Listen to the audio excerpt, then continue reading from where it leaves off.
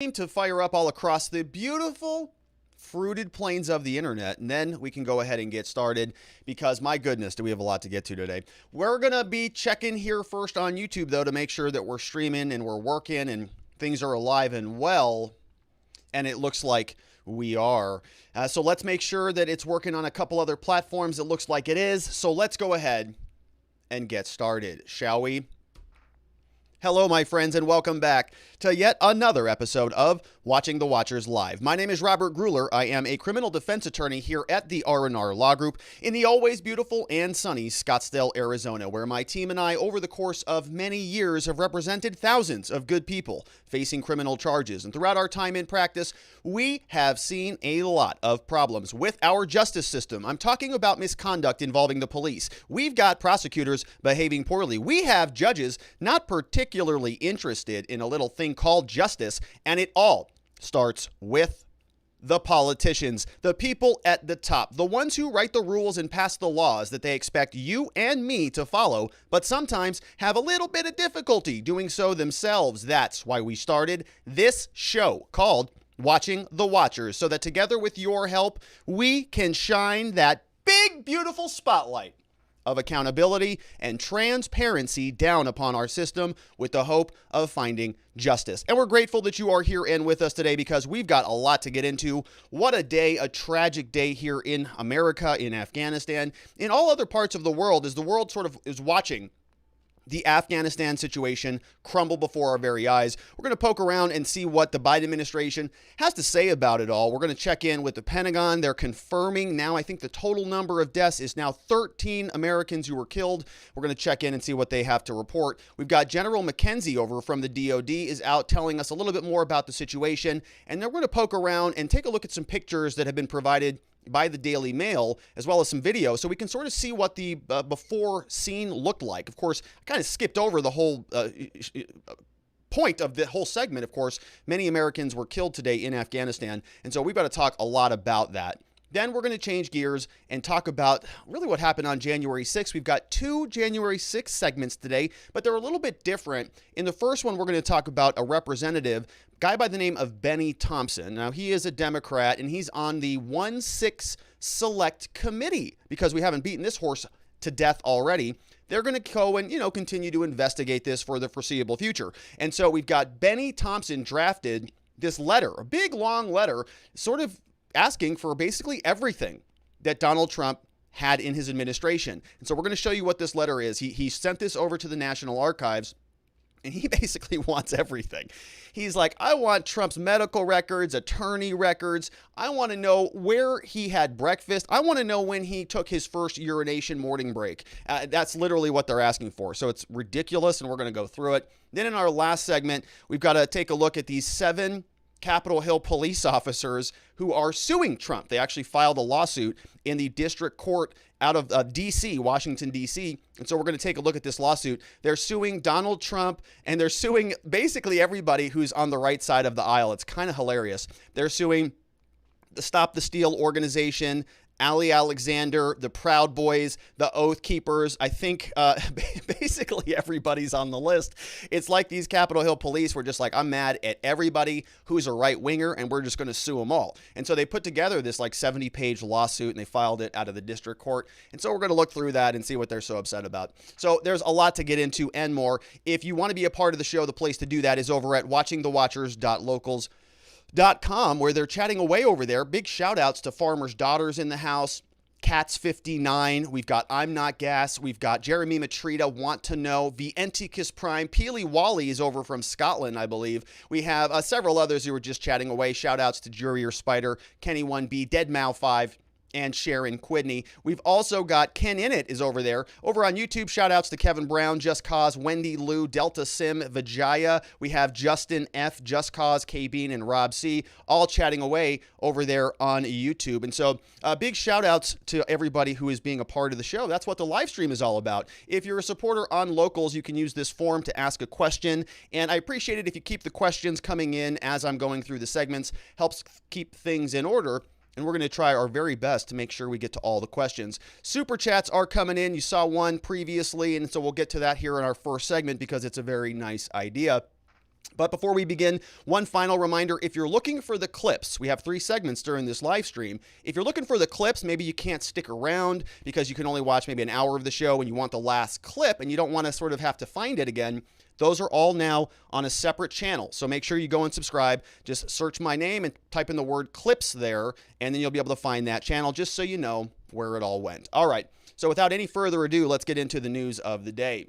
Afghanistan exploded today on the Biden administration's watch, and we've got to talk about it. We now know that something like 13 service members from the United States have been killed, countless more Afghanistan individuals, many of whom were sort of on America's side, who were supposed to be being transported into the United States. Now they are not going to be doing that. So we're going to go through the story. We're going to sort of bounce around the Biden administration and see how they respond to this and what their next steps are. We're going to start off by checking in with the Pentagon. Early this morning, we can see here there was a statement by John Kirby, the press secretary. This guy over here, seen a lot of him. Oftentimes his statements will sort of contradict some other statements that come out of the Biden administration, but he said this morning: "We can confirm that a number of U.S. service members were killed in today's complex attack at the Kabul airport. A number of others are being treated for wounds. We also know that a number of Afghans fell victim to this heinous attack. Our thoughts and prayers go out to loved ones and the teammates of those killed and those injured." And so all day, everybody's been trying to piece together what was happening. Early this morning, we had sort of an indication that maybe 4 U.S. service members were killed, and then that number sort of just kept creeping up throughout the rest of the day, and we really don't know what the final tally is going to be. But we did hear from the Department of Defense. We've got General McKenzie, who is telling us a little bit more about this complex attack. It's a complex attack, which means it's orchestrated, right? This was being conducted by ISIS fighters. ISIS-K, the variant of ISIS. We're very used to variants on this show. And so we've got an ISIS variant now that is percolating throughout the Middle East. And no lockdown orders are coming from the United States on this one, friends. So we have General McKenzie over from the DOD says, at this time, 2 suicide bombers assessed to have been ISIS fighters detonated in the vicinity of the Abbey Gate and at the Hamid Karzai International Airport and in the vicinity of the Baron Hotel, which was another area where a lot of people were congregating while they're awaiting their evacuation, the withdrawal. The ending of the war that was so well planned and every contingency was orchestrated. So let's listen in and see what this general has to say about what's going on over there. Here he is. Airport and in the vicinity of the Baron Hotel, which is immediately adjacent. The attack on the Abbey Gate was followed by a number of ISIS gunmen who opened fire on civilians and military forces. At this time, we know that 12 U.S. service members have been killed in the attack, and 15 more service members have been injured. A number of Afghan civilians were also killed and injured in the attack. We are treating some of them aboard HKIA. Many other Afghan civilians have been taken out to hospitals in town. We're still working to calculate the total losses. We just don't know what that is right now. Their loss weighs heavily on us all, and I'll talk a little bit more about that as we go through my prepared remarks. We continue to focus on the protection of our forces and the evacuees as the evacuation continues. Let me be clear, while we're saddened by the loss of life, both U.S. and Afghan, we're continuing to execute the mission. Our mission is to evacuate U.S. citizens, third country nationals, special immigrant visa holders, U.S. Embassy staff, and Afghans at risk. All right. So that is our general, and very, very nice timing with that super chat. That came in from Curtis Bartle. Rest in peace. We love you all. Sorry, Biden killed you.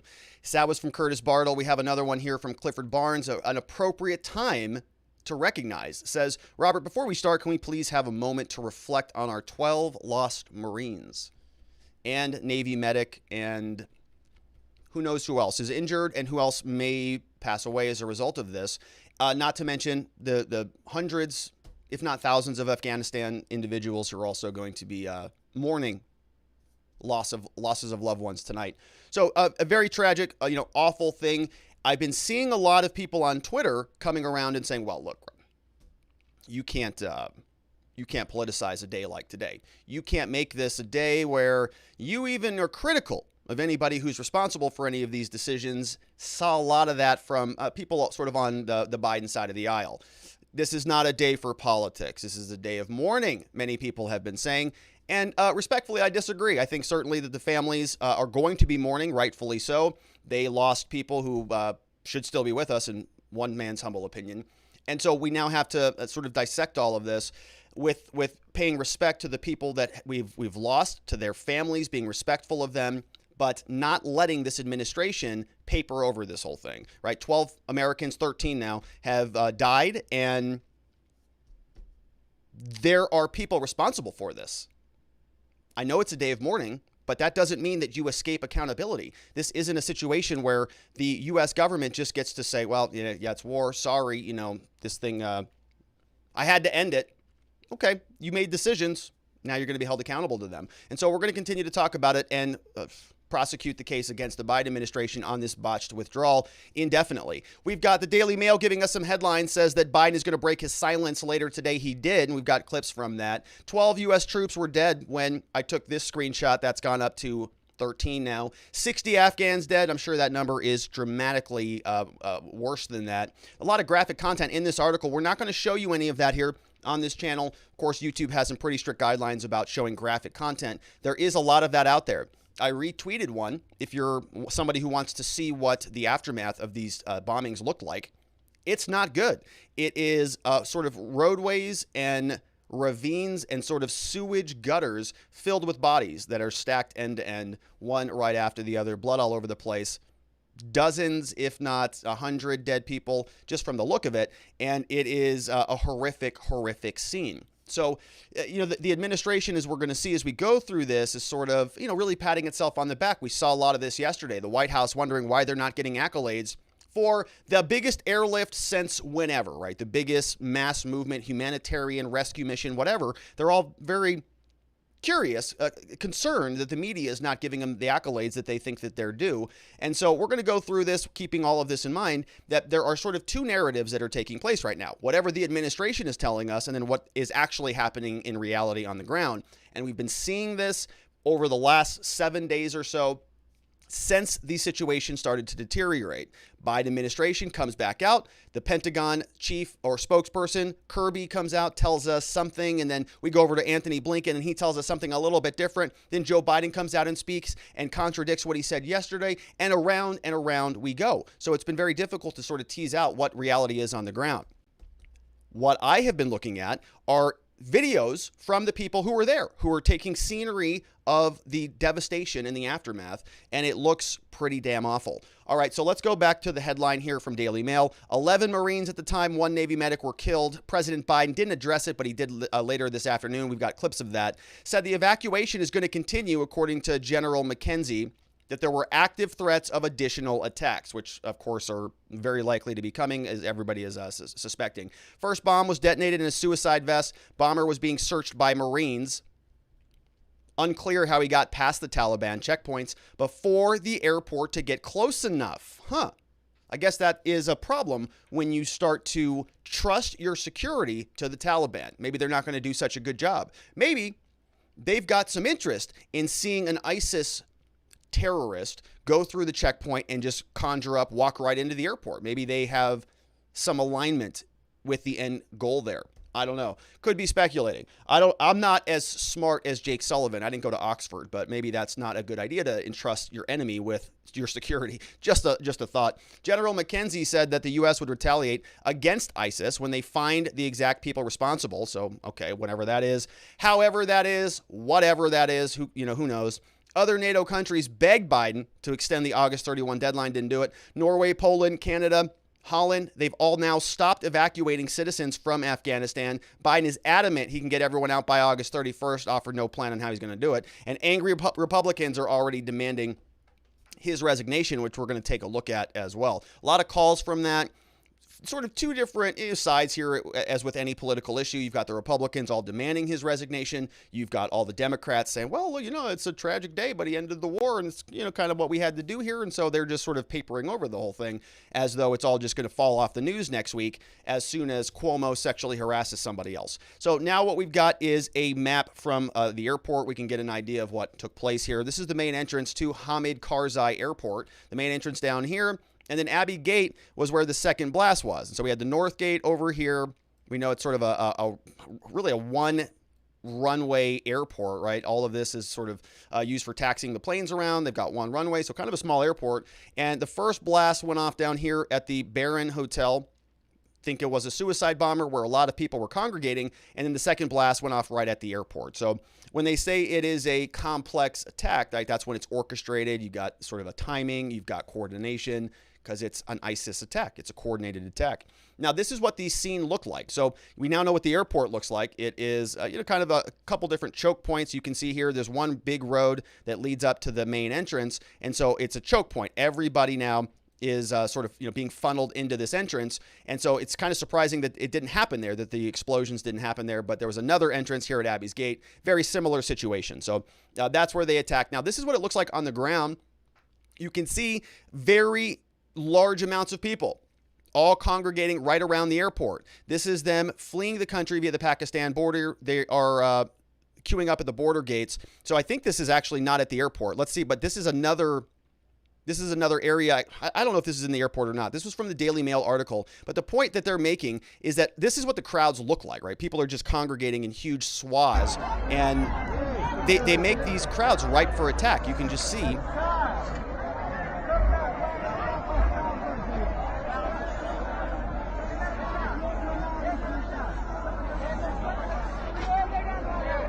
So I read the headline. So I read the subscript there. That was actually a scene from the Pakistan border. So those are people sort of at the embassy or at the border there trying to get out of Afghanistan, going a different direction. This is the scene over by the airport. So this is where it's same types of crowds. This is when a U.S. Marine, hopefully they're still with us, but he's hanging a sign here that says "Gate Closed." So that was this was over on the border, and then this is over at the airport. You can see same crowd types, and it is not a good situation. Basically, if you look at the aftermath videos on Twitter, there are just people, there's just bodies all over the place. And as you can expect, somebody just went into the crowd, set off a bomb, and you can imagine what happens after that. Now, people were looking back through Joe Biden's prior testimony, his prior speeches, and we noticed that just 6 days ago, he said, look, we've made clear to the Taliban that any attack on our forces or disruption of our operations at the airport will be met with a swift and forceful response. And that was 6 days ago on August 20th. We have a transcript here that says, we made clear to the Taliban that any attack on our forces or disruption of our operations at the airport will be met with a swift and forceful response. We're keeping a close watch on any potential terrorist threat around the airport, including from ISIS affiliates who were released from prisons when they were empty. By the way, to make everybody understand that ISIS in Afghanistan they've been the sworn enemy of the Taliban. I've said all along we're going to retain a laser focus on our counterterrorism mission, working in close combination with our allies and our partners who have an interest in ensuring stability in the region. So, gosh, yeah, yet again, Joe Biden is pretty wrong on foreign policy. Okay, so ISIS is the sworn enemy of the Taliban, but somehow they got through a checkpoint and they blew something up. ISIS affiliates, their partners who they're entrusting their security to, meaning the U.S., didn't do such a good job of securing the airport, preventing a suicide bomber from getting through. So very curious. Now, in addition to the insult, the injury, the loss of life, the tragic deaths that took place today, this may just be the beginning. Why? Because the U.S. government gave the Taliban names of everybody, Americans and Afghanistan allies. One defense official said basically they just put all those Afghans on a kill list. So that's great.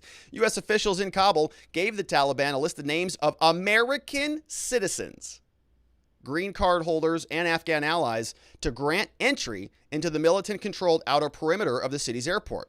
Choice that's prompted outrage from lawmakers and military officials. Yeah, it's ridiculous. So the Taliban, the Taliban now has a perimeter outside the airport, sort of a hula hoop around the whole thing. So before you can even get to the airport gates, you got to go through a Taliban checkpoint. And so the geniuses over at the DOD or the State Department or Joe Biden himself, or who knows, they decided to just give them a list, sort of like you're getting into a club. Sorry, sir, you're not on the list. Well, who are you, man? On the Taliban, and I am monitoring the checkpoint. And so the Taliban now have a list of everybody that are prime targets, that are either actual American citizens, and in addition to that, all of the people who were working against them with the Afghanistan government. Nice list to have. Nice that the U.S. government gave that over. The move detailed to Politico by three U.S. and congressional officials was designed to expedite the evacuation of tens of thousands of people from Afghanistan as chaos erupted, which was not supposed to happen because Joe Biden said so. We have the clips of that. So did Anthony Blinken, saying it would never happen from a Friday to a Sunday. So they expedited this. They did not properly prepare. So when the world became a problem and became collapsing around them in Afghanistan, they decided that they had to pull out all the stops. So let's just ask the Taliban to help us get our people through. Like they're going to be checking a clipboard and saying, oh, Robert Gruler, yeah. Oh, yeah, come on through. You're on the list. Yeah, come on in. Come on in, man. Where you been? I'm glad you made it. Head on into the back. Grab a seat. Right, that's going to happen. You saw the scenes. It's absolute chaos. So the Taliban seized control of the country. This came as the Biden administration has been relying on the Taliban for security outside the airport. The decision to provide the names to the Taliban, which has a history of brutally murdering Afghans who collaborated with the U.S. and other coalition forces, has angered lawmakers. One defense official said basically they just put all those Afghans on a kill list. Just appalling and shocking. Makes you feel unclean, he said. Spokesman for the Central U.S. Command declined to comment, of course. The issue came up during a classified briefing on Capitol Hill earlier the week, which turned contentious top Biden administration officials defended their close coordination with the Taliban. Biden officials contended it was the best way to keep Americans and Afghans safe and to prevent a shooting war. So that didn't work out because that took place today, as we just heard from the general. Said that the bombs went off, then there was shooting back with some ISIS individuals. I mean, it's a skirmish, right? It's a battle outside of the airport in Afghanistan. So this was a clip from some House Republicans who I believe were a part of the briefing. Remember, we talked about some of this briefing. We heard from little Adam Schiff, Democrat from California, who was walking down the Capitol Hill steps when Representative Kinzinger was doing the Captain Morgan pose outside the Capitol on that day. And Adam Schiff came and said, yeah, we're not going to get all the Americans out. That ain't going to happen. And we're looking for some actual data because we know that Joe Biden's administration has been all over the place. We know that the Pentagon, John Kirby, told us that we're going to continue evacuating people all the way up until the end. Said that multiple times. But then Secretary of State Anthony Blinken has said multiple times, and so has Joe Biden, that we're going to continue to find you wherever you want to go. Right, we're going to come get you no matter what, no matter when, no matter how. But then Kirby says, we're going to go all the way up until the end. On August 31st. We already know where the trajectory is going here. They want to wash their hands of this thing as soon as humanly possible. That's why this extension has never gone through. They don't want to extend the withdrawal deadline. Are you kidding me? So that we can have more of these suicide bombings, which is going to continue to devolve into, beheadings and hostage situations and more death and more mayhem. They don't want any more of that. They can see that there's going to be a considerable series of blasts taking place, and they want to get out of the blast zone. So they are packing up and leaving as soon as possible. Now, the mechanism by which they have done that is leaving people with their jaws dropped, including these congressional Republicans. So let's take a look at what they have to say. Adam Schiff came back out and said, yeah, we're not going to get everybody out in time. We know that the Biden administration is accelerating everything. They're giving lists of Americans to the Taliban to tell them, yeah, they're good, let them through so they could expedite the evacuation. Speed up the supply chain of getting bodies past the Taliban checkpoints, literally giving them lists of American citizens, according to Politico. So we've got 12, 13 now Americans dead today, not to mention many Afghanistan people. And so we're going to take a look now from the House Republicans as to what they heard from their intelligence briefing, and they're going to summarize the power now that the Taliban has as a consequence of the U.S. giving over $85 billion of military equipment. My job there was as a foreign military sales officer. So I was on the front lines of acquiring the equipment that the Americans provided and turned over to the Afghan army and the Afghan police. I'm going to read to you what is so painful for me and so many other Afghan veterans who served in that capacity and others who served as a part of the train, advise, and assist, equip effort in helping the Afghans. We now know here it is that due to the negligence of this administration, the Taliban now has access to over $85 billion worth of American military equipment. That includes 75,000 vehicles, over 200 airplanes and helicopters, over 600,000 small arms and light weapons. The Taliban now has more Black Hawk helicopters than 85% of the countries in the world. Here it comes now. They this don't is bad. just have weapons. They also have night vision goggles, body armor, medical supplies, and unbelievably, unfathomable to me and so many others, is that the Taliban now has biometric devices, which have the fingerprints, eye scans, and the biographical information of the Afghans who helped us over the last 20 years. And here's what we just learned again in the briefing that we just walked out of, is this administration still has no plan to get this military equipment or these supplies back. Yeah, because what are they going to do? Because the Taliban now, in addition to that, they've got potentially 1,000, 500, 20, it doesn't matter what the number is. Any Americans over there are now indefinite hostages under the caretaking of the Taliban indefinitely until the Joe Biden administration or whatever, they can extract them somehow through covert means. I don't know. I don't know what their options are, because the Taliban now has a list that the administration gave to them. They have a list, a whole list of people. Oh yeah, it's alphabetical order. That's great. I wonder if they send it over in an Excel spreadsheet, maybe a Google sheet, so they can all comment on it together. Now they've got that in addition to the biometric data with, as you heard, right? This was House Republicans. They just came out of a briefing, presumably with the intelligence community, who told them all of this stuff, gave them the numbers, gave them the breakdown, and said, yeah, it's a big problem. No plan to get it all back. The big problem, yeah, 600,000 weapons. That's a lot, especially for the gun control Bidens. They just armed a whole lot of enemies here, and nobody's really batting an eye about that. 200 planes and helicopters, 75,000 vehicles. 75,000 vehicles. $85 billion total left over there, forgotten about. But the big thing, that biometric data. So now they can take the list that the State Department or whomever provided to them and just compare and contrast it. Sort of compare the data, just go door to door.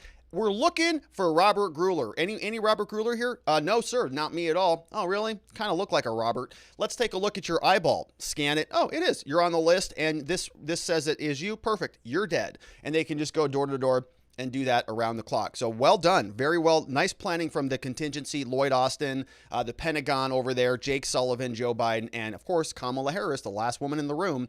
So the Republicans, of course, are already screaming for blood. They want resignations. Here is Nikki Haley, says that should Biden step down or be removed for his handling of Afghanistan? Yes. But that would leave us with Kamala Harris, which would be 10 times worse. God help us. Lindsey Graham says, I urge the Biden administration to reestablish our presence in Bagram as an alternative to Kabul so that we don't leave our fellow citizens and thousands of Afghans behind. Not a capability problem, but a problem of will, he says. Lauren Boebert says there is blood on Joe Biden's hands. 4 Marines died.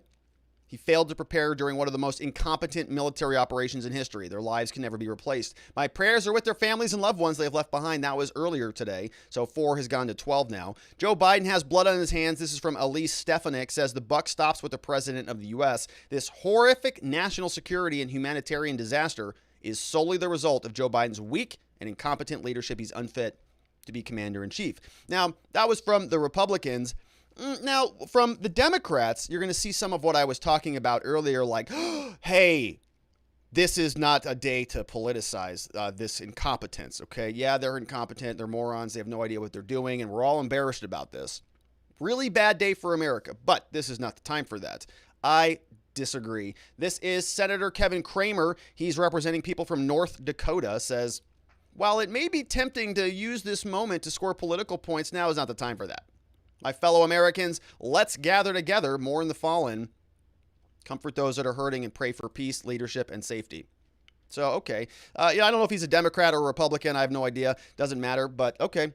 Yeah, I can understand that. I can appreciate that, but no. There is a time. There's a time for that. You can do two things together at the same time. And Joe Biden and these people, they need to be held accountable for this. Elizabeth Warren says America mourns for the brave U.S. service members and Afghans who lost their lives injured in this cowardly attack. We're grateful for our service members and other personnel who are carrying out this extremely difficult mission. Right. So that's where it's all just boiling down to that. It's cowardly that they did this. Yeah. It is, but you kind of allowed them to do it, didn't you? You kind of invited it through your incompetence, calling this an extremely difficult mission. That's an understatement. Yeah, it is difficult. That's true. Not exactly the word that I would use. And so you can see how they are just slowly sort of trying to diminish the effects of this every which way you turn. Let's take a look at what Joe Biden had to say this afternoon. And so, yeah, we're gonna go back to him, and he's gonna tell us a little bit about, I think, in memory of the service members, right? And this is an appropriate performance from Joe Biden. He's reading this well, and there are 13 Americans who were dead. They've got families. It's heartbreaking. Here's Joe Biden. These American service members who gave their lives, it's an overused word, but it's totally appropriate here, were heroes. Heroes who've been engaged in a dangerous, selfless mission to save the lives of others. They're a part of an airlift, an evacuation effort unlike any seen in history, with more than 100,000 American citizens. Watch. American partners. There it is. Afghans who helped us, and others taken to safety in the last 11 days. Just in the last 12 hours or so, another 7,000 have gotten out. They were part of the bravest, most capable, the most selfless military on the face of the earth. And they're part of simply what I call the backbone of America. Yeah. They're the spine of America, the best the country has to offer. Yeah, so that's great, right? And he's right about that. We have amazing people in this country doing amazing things who are often just expendable to bureaucrats and idiots in our government like this who get us into these situations in the first place. So we're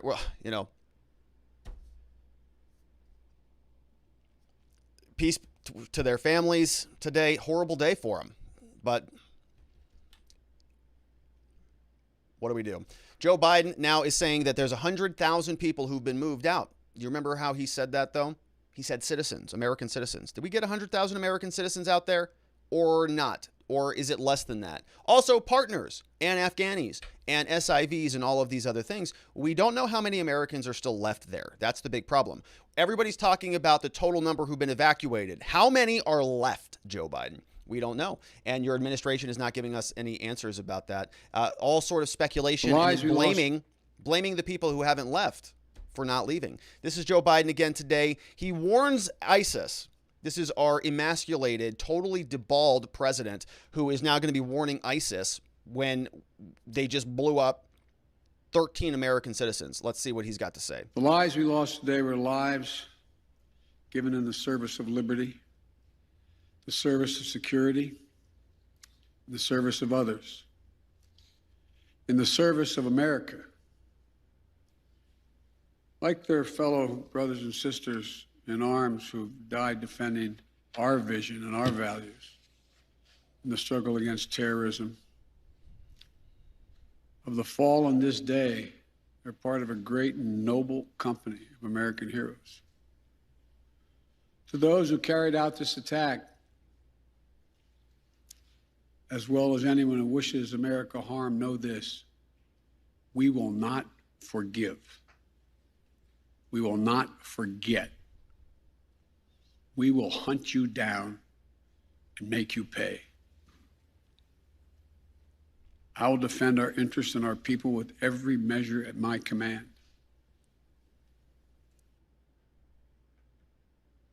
Okay. All right, Joe.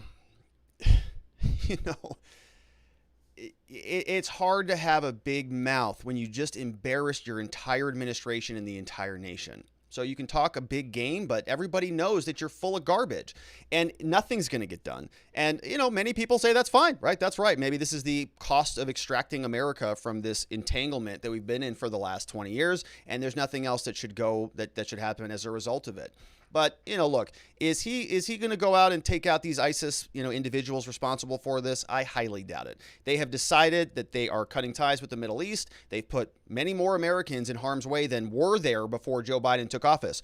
And I've used this point before. I've said, look, despite their best intentions, are things better or worse? It's pretty simple. On the border, are there more people in custody in ICE detention centers now under Biden or under Trump? Which one had more now?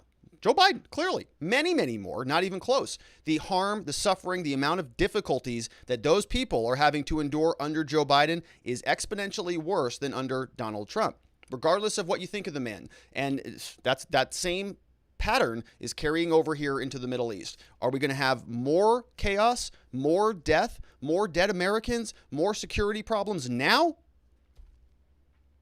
Yeah, clearly. And so this is Joe Biden, who's going to be warning people of this, and he just sort of wrecked America's stature in the entire world. So, okay, that talk a big game. You know, the language always is speak softly and carry a big stick. Joe Biden is speaking bigly and carrying a tiny little twig. He's got nothing behind his statements that anybody's going to believe or carry with them for any amount of time. The Taliban is literally riding in bumper cars, banging into each other over there. They're riding on little fake unicorn donkeys on merry-go-rounds. Okay, they know that they've got America by the cojones, and Joe Biden knows it too. So he's going to come out here and he's going to read from a stupid script that some other speechwriter put together for him, and he's going to try to tell the American people that we're still in a strong posture here.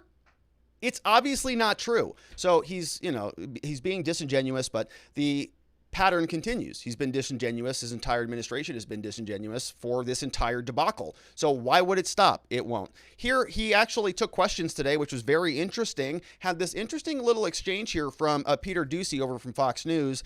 And it's really funny because he does this little I'm just flustered moment where he just kind of, I'm just so flustered. I'm just so sad. Peter Doocy, you're asking me hard questions. You're not giving me an opportunity to answer these things. I'm the president and you're making my life so hard. And that was just in his mannerisms. But his statements was equally troubling. He said at the outset of this response, the buck stops with me. I'm the president. Of course I'm responsible for the consequences of my actions.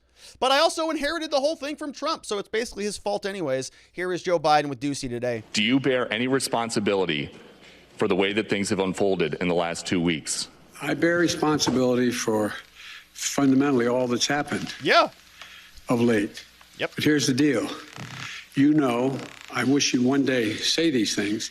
You know as well as I do that the former president there it is made a deal with the Taliban that he would get all American forces out of Afghanistan by May 1. In return, the commitment was made, and that was a year before. In return, he was given a commitment that the Taliban would continue to attack others, but would not attack any American forces. Remember that? Do you bear any responsibility? All right, so he gets into this weird exchange. I didn't clip the whole thing. He asked Doocy a question back, and he sort of gets a little bit combative, and then he puts his head down. I put it in the thumbnail today. Weird exchange. Not much information that came out of that. It's good news that Joe Biden came out and he tried to sort of steady the country and do that calm. I'm a very collected elder statesman speech. I think they slowed the speech on the teleprompter down to half speed because he was going really slow. Or something's wrong with him. Or probably both. All right. Let's see what you have to say about all this and more over at watchingthewatchers.locals.com. We've got a lot of questions in here and some super chats, which is great because we got plenty of time today to dive into all of this. Plenty of time. We got Sasha Sisha, the long comment here. Let's take a look here. It says, I believe that this Afghan move of troops in chaos by the U.S. was and is intentional. Interesting. Anyone with relations to China, and which we all know the current administration has a lot of part to play, will be set to win on the back end as well. Why? Well, Iran finally joined Shanghai Co-op organization after years of trying to get permanent membership. Iran's geopolitical position fills in the missing piece of China's One Road and One Belt plan. This connects China to Eastern and Western Europe through the Central and Western Asia. China has promised to build a hydroelectric plant in Afghanistan, railroads, oil pipelines that will go through Pakistan, who is already part of the Shanghai Cooperation Organization. Not to forget, Afghan is also China's largest trading partners. And this plan is an oil land bridge from the Middle East to China, and China will no longer be handcuffed at the Straits of Malacca by Singapore via the U.S. Navy blockade. It is very strategic for China. Afghan also has one of the largest lithium reserves and cobalt. Also, Rob, not sure if you've watched this Joe Biden wake up video. If you haven't, please do. It's hilarious. So that's an amazing comment, Sasha Shisha. Goodness, that is some serious geopolitical analysis happening right there, talking about all these different geographical components.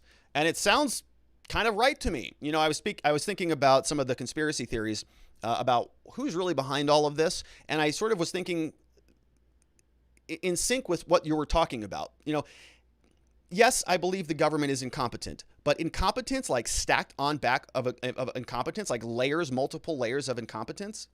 Like, are they that incompetent, or is this intentional? Is there something else going on here?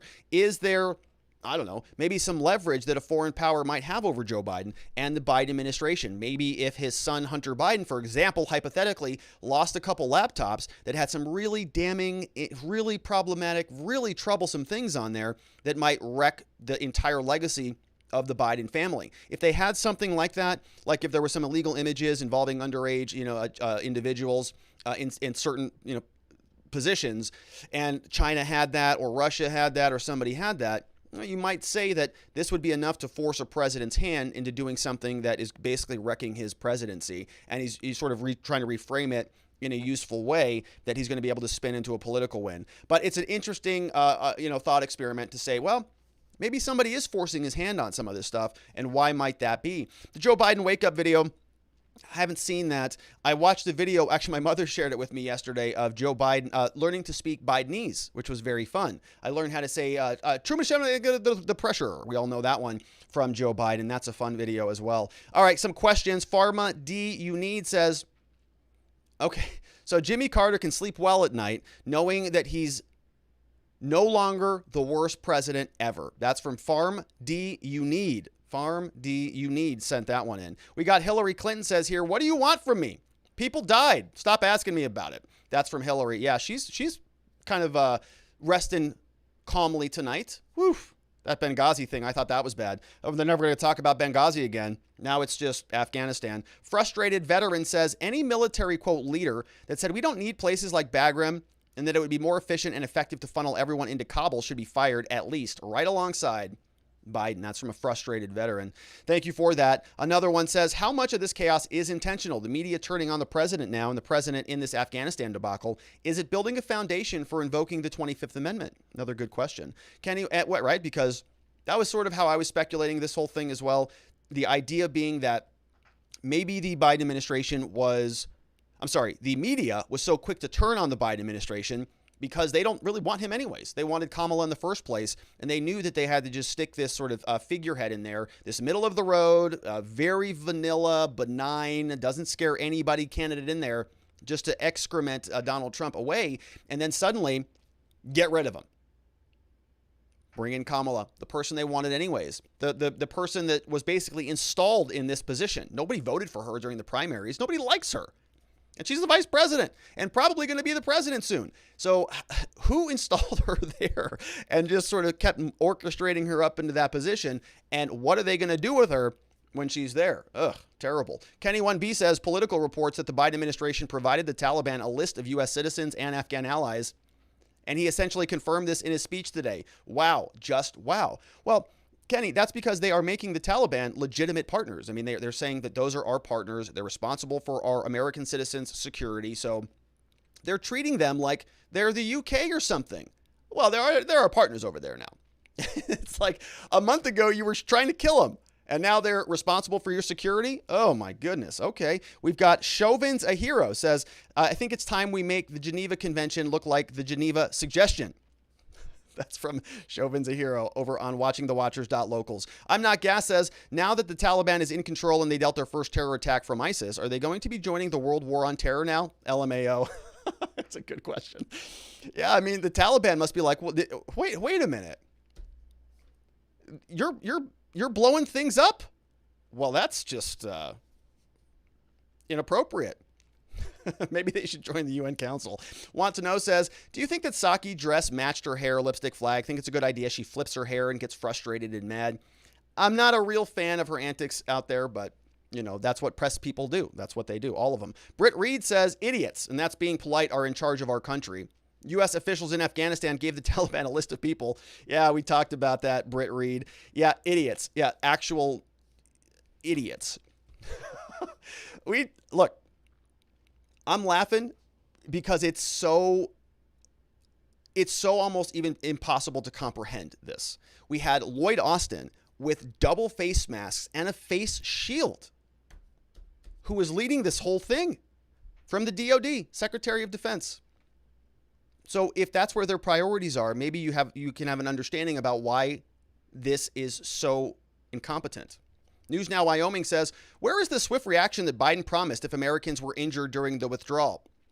Well, he had to take a nap after his speech, so maybe tomorrow. Sergeant Bob and Miss Lucky are with you. This whole thing was done by Sleepy Joe for purely political purposes. It's FUBAR. He is 100% accountable. Shout out to Miss Lucky and Sergeant Bob. Good to see you guys. Hope to see you on Saturday for our Zoom meetup. Thunder7 says, I wonder if this really happened or if it's a false flag by the Pentagon to keep the war going and send back U.S. troops for another 20 years. If it did really happen, strange coincidence that the NATO and Pentagon were warning that ISIS were planning such an event. Where did the ISIS terrorists pop up from and make their way to the Air Force or to the airport? Trump regime pretty much wiped them out. Yeah, ISIS-K came back pretty quickly, didn't it, right? We didn't hear much of them for the last 4 years. Biden takes over, we're withdrawing. Suddenly, the ISIS-K variant is out there now. And there's no vaccine for that one. So, I don't know if there's any, I haven't seen any evidence that any of these conspiracies are true or not, but it certainly is pretty amazing if you can be this incompetent time after time after time. It's like, even if you were trying to be that incompetent, like trying to screw it up, wouldn't you screw up the screw up so that you'd actually have a success at some point? Be like, wow, that went really well. Wow, that wasn't supposed to happen. But no, it's just like bad. It's pretty amazing. We have Greg Harris says, could this be considered treason on behalf of a dishonest administration? Probably not this alone. I think that this would constitute a strategic blunder. But if you start seeing some things that show like, direct collusion with the Taliban in a way that wasn't articulated to the American people, that there's some sort of nefarious backroom deal that took place here, that would be certainly a problem. Drearier Spider says, Biden announced just before the show that the U.S. will retaliate for today's attack. Really? Why? I didn't see that, but that's curious. Why do I feel if he were competent, he would have just attacked with no announcement, a la Soleimani? I pray he handles this better than he's handled everything else since he's entered politics. The realist in me thinks this is a justification to keep us in there for another 20 years at least. Yeah, the idea being that if there's an explosion and there's 12 Marines killed and 1 Navy medic, that the American people say, okay, you hit us, we're going to hit you back. And that causes the administration to do an about face and send people back in there. I'm not sure that's gonna happen, but I don't know. Kenny 1B says, let's not make this political. Let's just make school shootings not political the day of by screaming about gun control. Right, everything's political, but they want to try to sweep that one under the rug. Peely Wally says, hey Rob, my thoughts are with the U.S. servicemen's families tonight. What a needless loss of life. That blood is most definitely on Joe Biden's hands. I fear that this sort of attack will be reoccurring over the next 10 years throughout the U.S., UK, France, and Germany. Just like before, here in Europe, terror cells will definitely work their way into the settlements of refugees, and carnage will most definitely follow. Scary times. That's from Peely Wally. Thank you for that comment, Peely. And I think it's late over there. I think I saw you're in Scotland. So that's amazing. Thanks for tuning in and staying up late with us. We got Sergeant Bob says, analogy news media White House, trainers train the lion. Lion performs act after act. Suddenly, the lion eats the trainer. Yeah, it's a good one. Sergeant Bob. Yeah, right. So, sort of Joe Biden's been in cahoots with the military industrial complex for 37 years, however long he's been around. And now he's angered them a little bit. And so things are crumbling around him catastrophically. It's one way to look at it. Sharon Quidney says, I hate to say I told you so, but, and as far as not politicizing this disaster, aren't the lunatics in charge blaming Trump for the whole thing? Give me a break. Starting to feel like throwing up again. Oh, hey, wait, the emoji is wrong. According to these maniacs, stuff is coming out of the mouth should be orange. Ugh. Yeah, that's from Sharon Quidney. That's funny. All right, we've got a few more here, a lot of them today. Want to Know says, why does the Biden administration negotiate with the Taliban like it's Oxford debate with procedures and rules? Because they're a legitimate power now. They've got more Black Hawk helicopters than 85% of the other nations in the world. So they are, I guess he does have to negotiate with them now. We have Ghost Gunner says, Rob, did you hear they also gave a list of Americans? Yeah, it's basically a hit list for them. Did they forget we were at war for 20 years with them? I've heard rumors that there have been more blasts as well. Not sure how valid they are as of now. That was from Politico. Thank you for that, Ghost Gunner. Yeah, it's I think we're seeing a lot more fog of war now. That we've had 2 explosions. There are dead bodies strewn all over the place. I retweeted a very graphic video showing that. If you want to, feel very unsettled with a lot of things, you can take a look at that. But the other thing that I've been seeing out there in sort of the Twitter sphere, where the data, the video, the tweets are coming from real time right out of Afghanistan, has been the idea that some journalists are actually not being given access to certain areas, right? It's now a security concern. So journalists are sort of being corralled into certain areas and not being allowed to leave. So the question is going to become, how accurate is the data that we're getting out of this catastrophe? It's a fog of war. The military now is sort of transitioning, presumably, right? Speculating here only that they're transferring to security first, right? To secure their personnel rather than focusing on the evacuation mission. Biden and all of them can come out and tell us that all they want. No, we're going to get everybody out. You got until Tuesday next week. And so anyways, the point being, a lot of what I'm seeing is that journalists are being told you are not journalists anymore. You are now sitting here because it's too dangerous out there, and that the gates around the airport are essentially being sealed up. And so, who knows? But the question is, can we trust this administration to be straightforward with us? And we know that over the last 8 days, they have not been. So of course we can't trust them. All right, what else do we have? We have Sharon Quidney says, you can bet your last dime that things are going to get worse every day, day by day. You can also bet that the media is going to continue to run interference for the regime while they whitewash everything in sight. Yeah, and some of the people who were boots on the ground over there are not boots on the ground over there. Remember Clarissa Ward? She was over there, and so she was looking at it in real time, and even she was saying that what this administration is telling you is not accurate. So she's not there anymore. And once the situation continues to devolve and there are no more journalists over there, it's going to be really hard for the American people and for the world to find actual data about what's going on, because we know it's not going to be appropriately reported to us by our news agencies. It's going to be filtered as everything else is filtered, which is why going over to Twitter and finding real direct primary source information is a good solution. Let's see. Mustang Jeff says, so this sad administration has not done anything to prevent what happened today. No accountability. Once again, that's from Mustang Jeff. We have other ones. Lauren S. is here, says, hey, Rob, little late today, so I don't know if you spoke on this, but do they use bomb-sniffing dogs? Good question, Lauren. I would guess that they probably do, right? It's the military. I'm sure that they have stuff there. We have Frustrated Veteran says, I'm literally sick to my stomach that our government gave the Taliban a list of everyone. Not even joking, I'm about to puke. Sorry about that, Frustrated Veteran. I'm not a veteran. I don't know what that is, but the idea, right, that your brethren, the people you served with, are now on a list and they're going to be hunted like dogs. Yeah, that would make you sick. I can see that very, very clear. It makes me sick as an American, not to that degree, but again, I understand directionally where you're going. I could never understand what you're feeling, but I can empathize with you there. Sorry about that. I hope you have go outside, go for a walk, unplug from the show, because there's going to be a lot more of this. We have Sharon Quidney says, how can ISIS be an enemy of Afghanistan now that Afghanistan is in Taliban hands? ISIS and Taliban are both Islamists, no matter how you want to slice that cake. They're on the same side, and they're working for the same ends, and it tastes the same, doesn't it? Bombs are kind of equal. Doesn't really matter where they come from. Soul Viking says, today is just a preview of the harrowing deaths that are about to come. God bless those in harm's way, those souls lost, and their grieving families.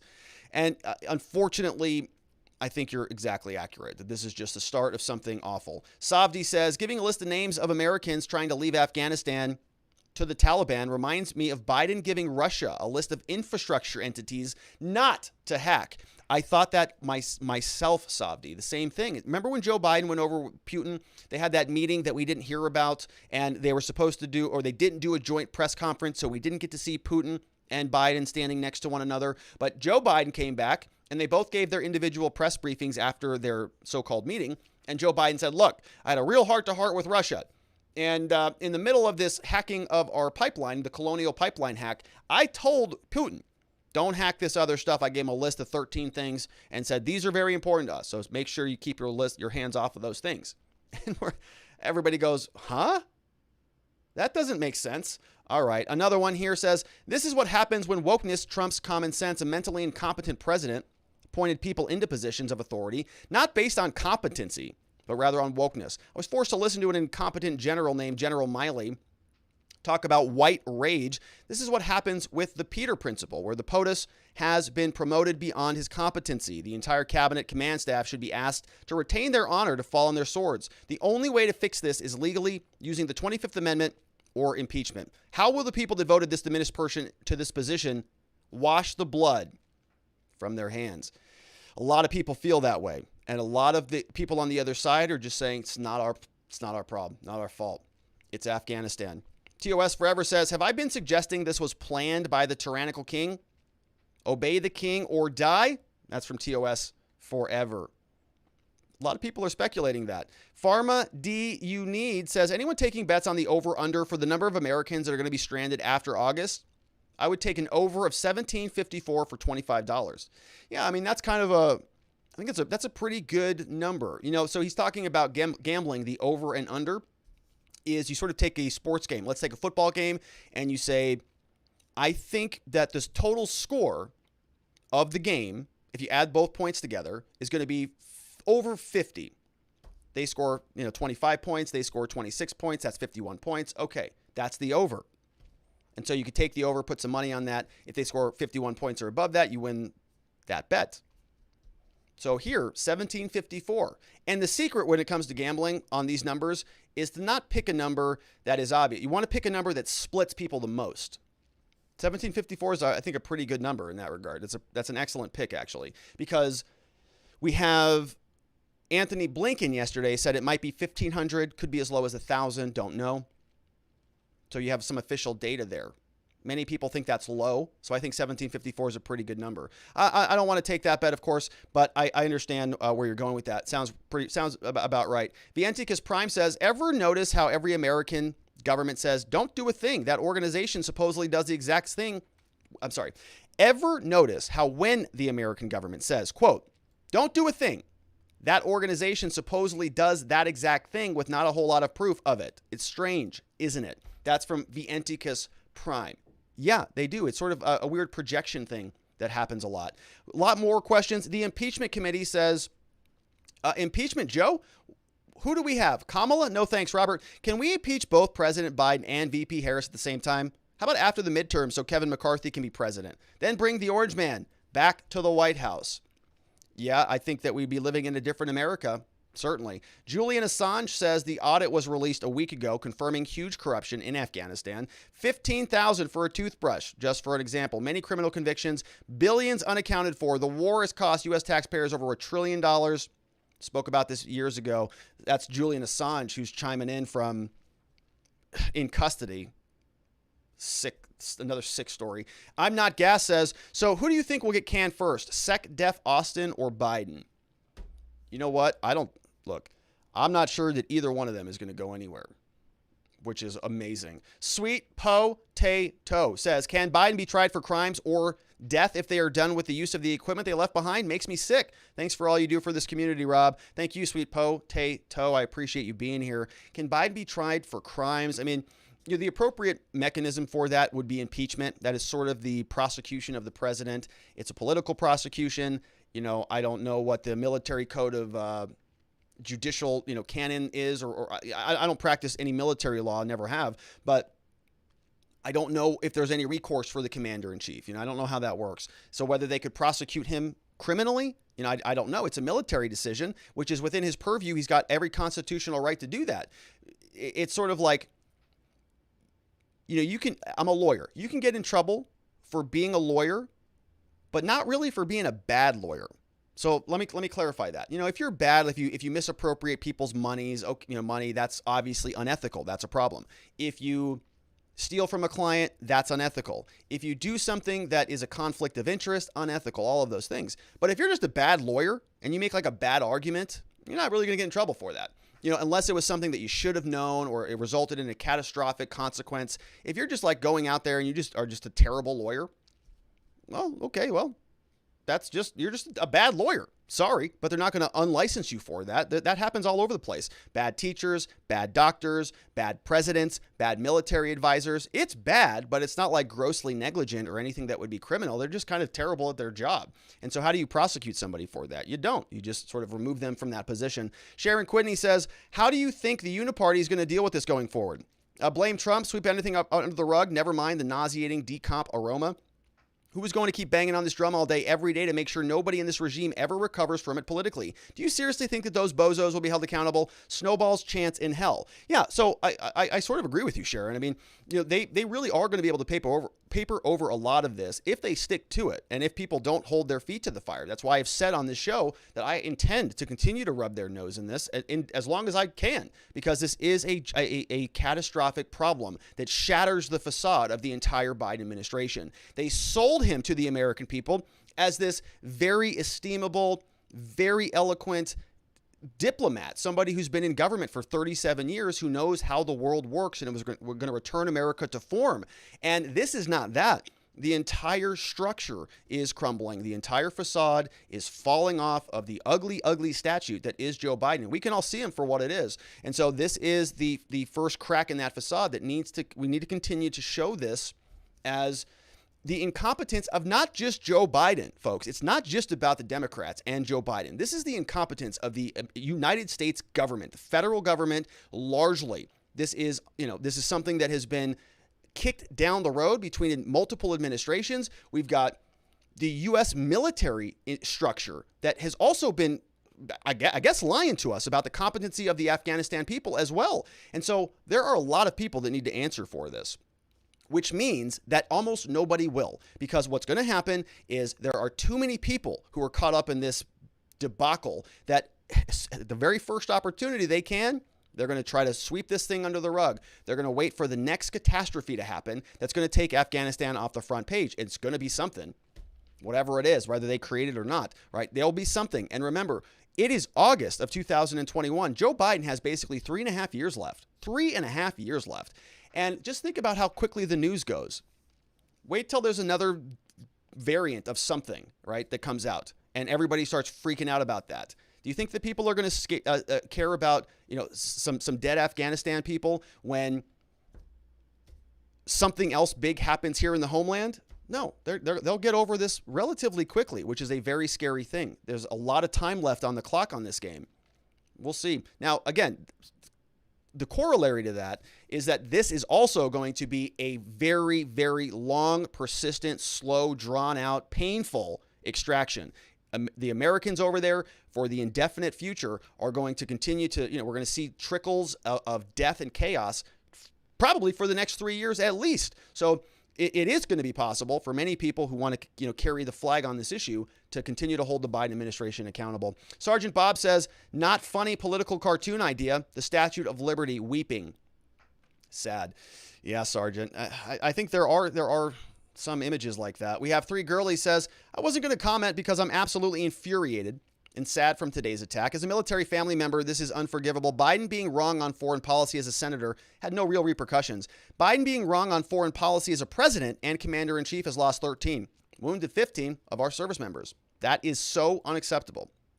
I wish Biden wasn't a civilian so that he could be court-martialed and tried for treason. This is a betrayal. Sad thing is, he is not going to do anything to change this nightmare. That's from Three Girlies, who's also chiming in about, Biden being a civilian. Obviously, according to her, who's a military family member, maybe he cannot be court-martialed, which would seem to make sense to me.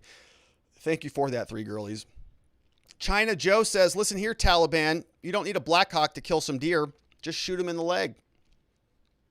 Let's see what else. No question, no name here. So why not impeach Beijing Biden? You get Kamala the cackler followed by nefarious Nancy. What's not to like? Yeah, we've got like a whole little play going on there. We have Doodle Doo says, hey, Rob, any idea on how many American civilians were killed or injured? So 13 as of today. In my opinion, any American who was injured is as good as dead now if they were taken to a local hospital, which is probably not what happened, right? I don't think there is a local hospital anywhere that's accessible to anybody, which is under control of the Taliban. They'll be taken hostage, tortured, eventually beheaded for sure.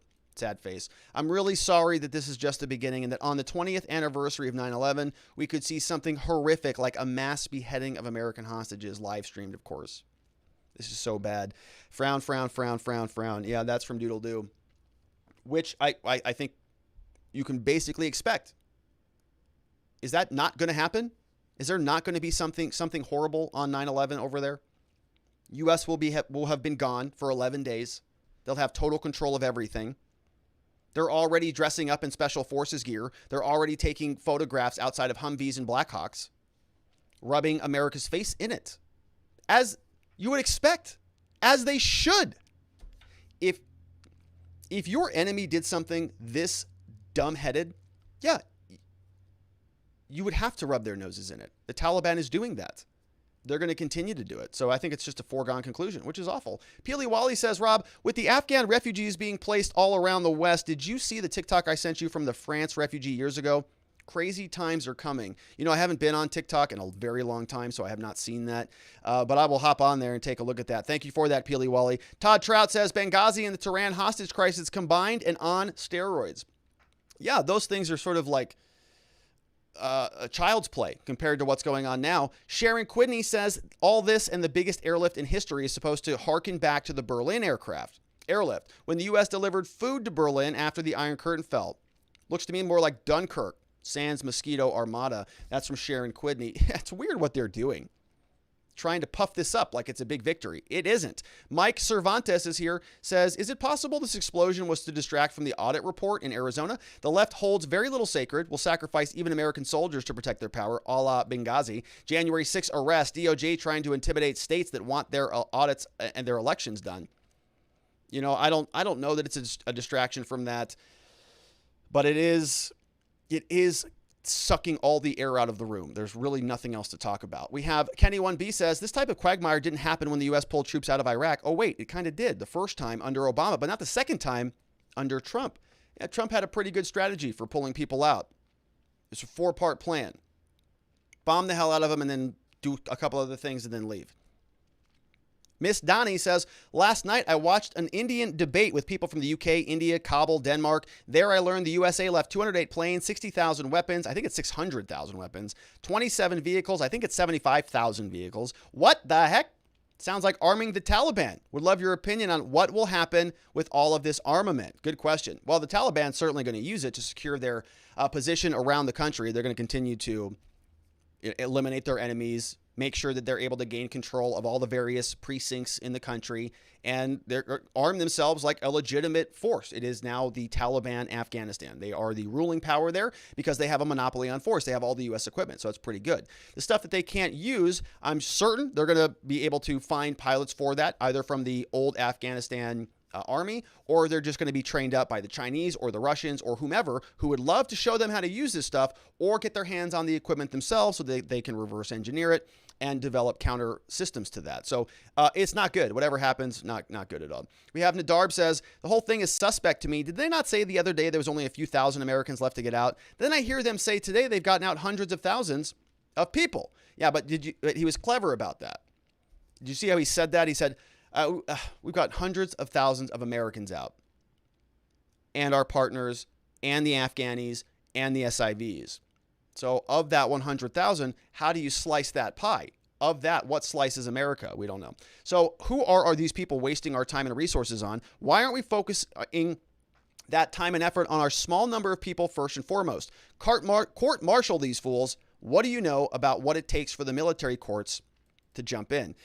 Like I said, Nadarb, I think it goes back to my earlier part on this. It's, court-martial would be for criminal malfeasance or something to that extent. But in this case, it might just be an operational bad decision. And I don't know what criminal consequences there are for that. We have News Now Wyoming says, I have to admit, I kind of agree with Biden. I know, put down that pitchfork. All the Americans who are there still, who weren't there for a particular mission, should have left in July, in June. They should have known they had a spineless president who will not be there to protect them. So yes, in some way, I do blame those we are going to leave behind. Yeah, I take your point there, News Now Wyoming.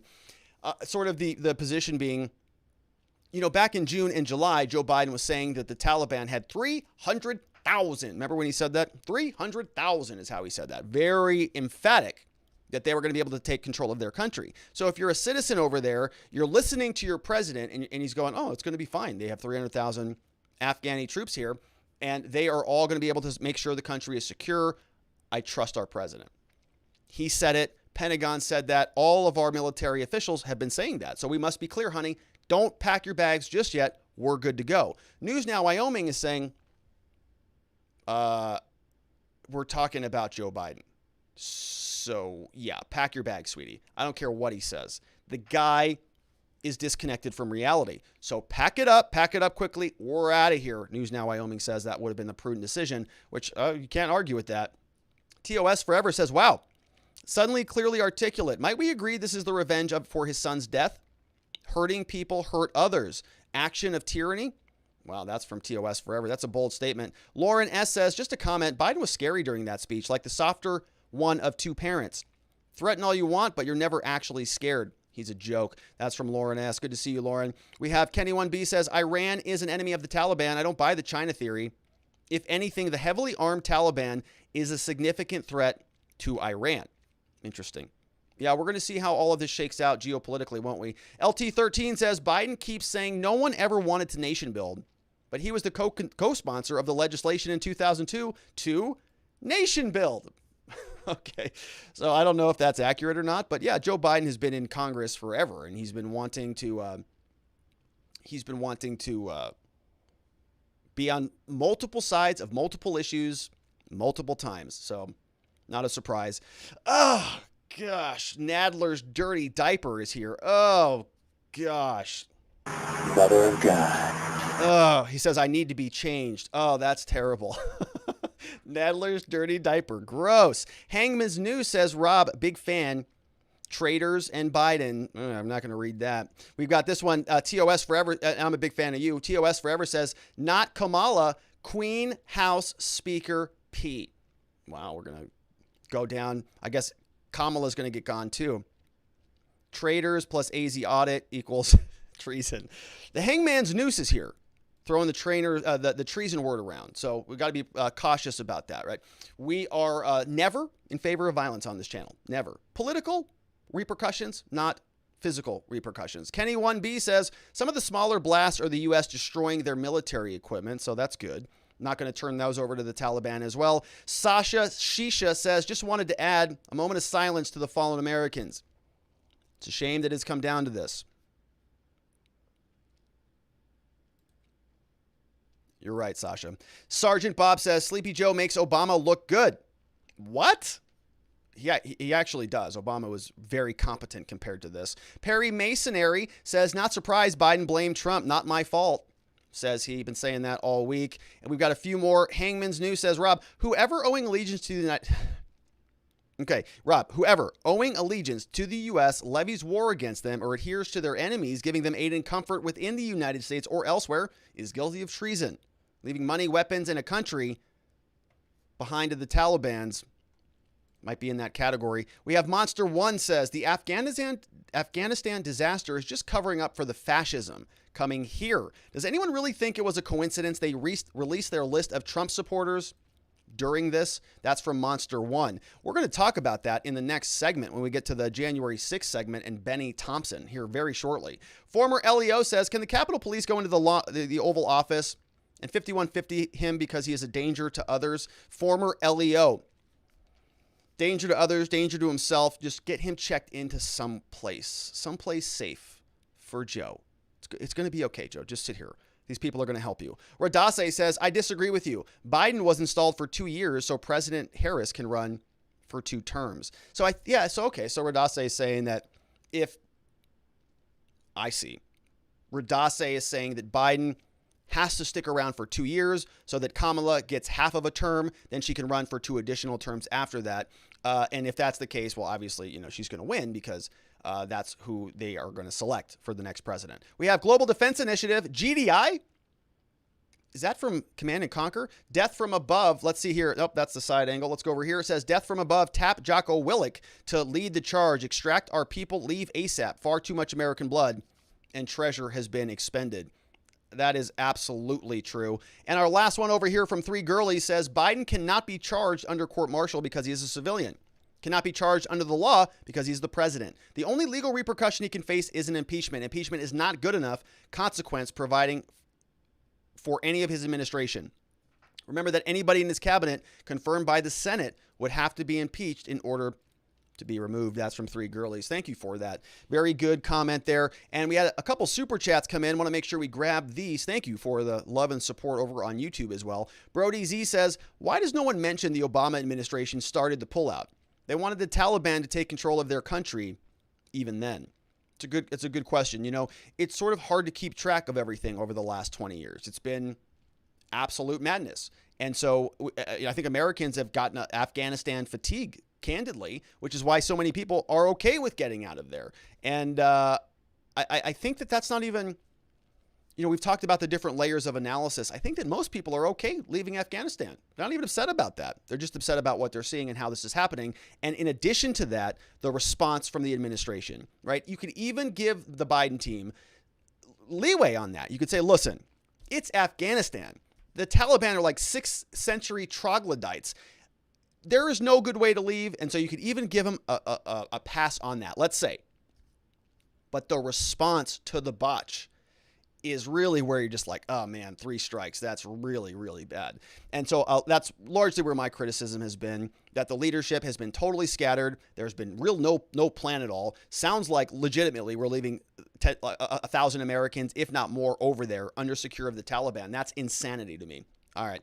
But we have one more question from Osok. Says, Rob, watching Tucker yesterday, come to find out that Biden was in Afghanistan and the group got lost and needed to be rescued. I saw that. So I saw that the CEO of BlackRock said that they actually rescued Joe Biden and some other, congressperson when they were over there. So pretty ungrateful, wasn't he? That was from Brody Z. Let's see. We've got Ravitch, who super chatted, said, wagging finger little twig has me looking stupid laughing out loud at work. Wagging finger little twig. Well, that's what Joe Biden has. He doesn't have a stick. He's got a little twig. It's embarrassing. We have Brad Thorne says, just wanted to say hi and send well wishes, in full agreement as always. Thanks, Brad. I appreciate it. Thanks for the support. I'm glad you're here. Thanks for watching the show and being a part of the live stream. Love that. Kareem is here, says, sorry to hear about the death of great American patriots. Love from Canada. That's from Kareem. What a nice audience. My goodness. You guys are so amazing. A lot of love out there for a difficult day. And those were great questions from watchingthewatchers.locals.com and a lot of support over on YouTube. So thank you for all of that. All right, my friends, we're going to move on past Afghanistan. We got a good hour and 20 minutes on that. That's a lot. That's a lot of Afghanistan, but it's a day. This is a day that is going to be seared in people's minds for a long time. And I'm grateful that we got to talk it through a little bit together. All right, so let's move on into the next segment because we've got to talk about some January 6th stuff. The January 6th Select Committee.